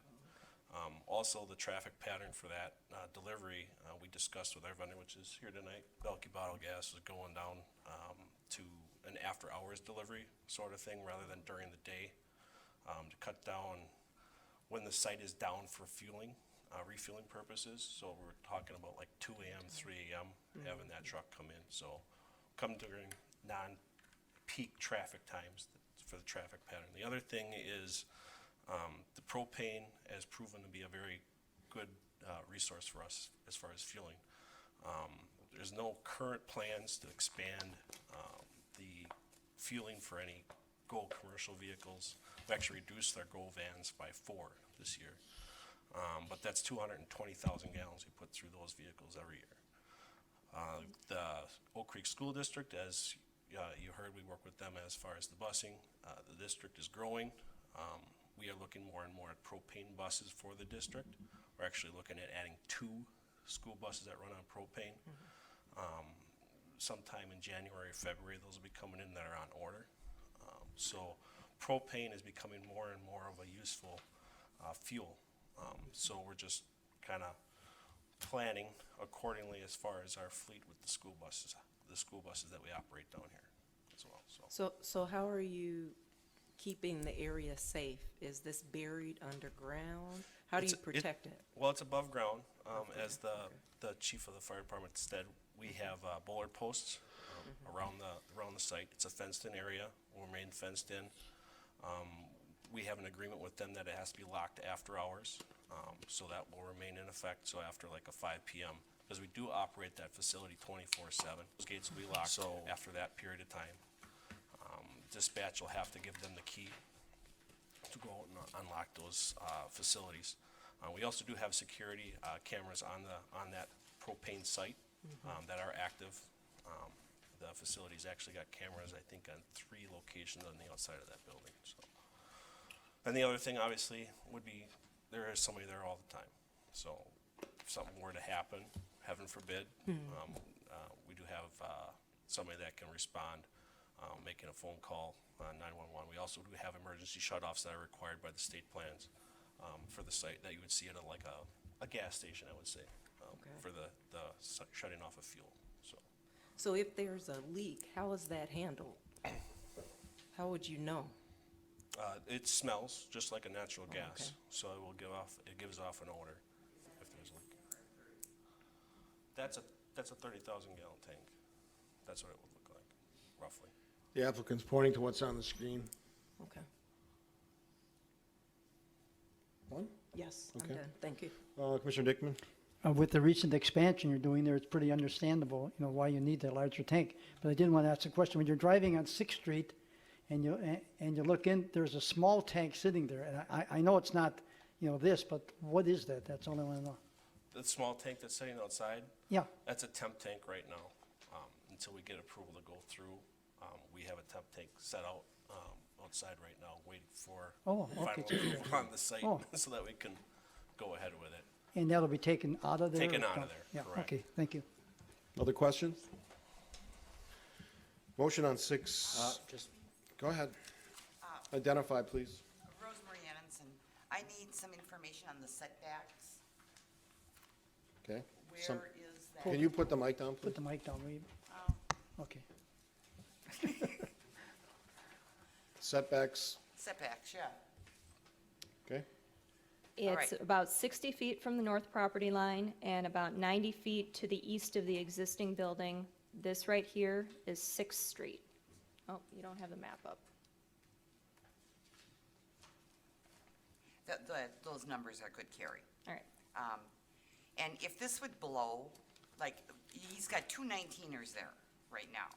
Are they close together? If one goes, does it set off the other one? Well, how is that relevant? Are you keeping the old tanks? No, so they're only going to be one tank, so whatever's going on now doesn't really matter. Okay, so, but we have a 30,000 gallon propane tank and Right. it blows. What does it do? That's Does why the I lock asked, go? that's why they asked Mr. Kresick for his information. Everybody's talking to her. Describe the worst-case scenario. Well, the worst-case scenario certainly would be a catastrophic failure and fire associated with that tank. And although relatively rare, they do occur. More likely scenario is a leak during the filling or unloading process or some sort of valve failure. And those are more common. They do create a hazard, but usually they are mitigated without a great deal of harm.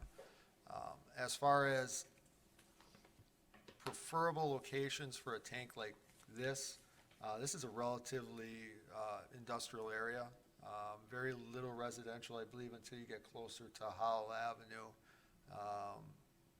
So it does create a wider area of uninhabited land, that we don't have to worry about an evacuation or clearing out. And it would depend. I'd have to look that data up. The audience member asked how far they would have to evacuate, and Mr. Kresick responded he would have to check on that. Leak, wind conditions, that would all play into it. Should be noted that the occupancy immediately to the south of it would be Fire Station 3. Which is a good thing. Okay, I got a question from Commissioner Corral. I thought I did. There you go. Your point that the failure more often is during delivery and filling. Yes. Versus, and the fact that a bigger tank, we have less deliveries, less chance for that to occur.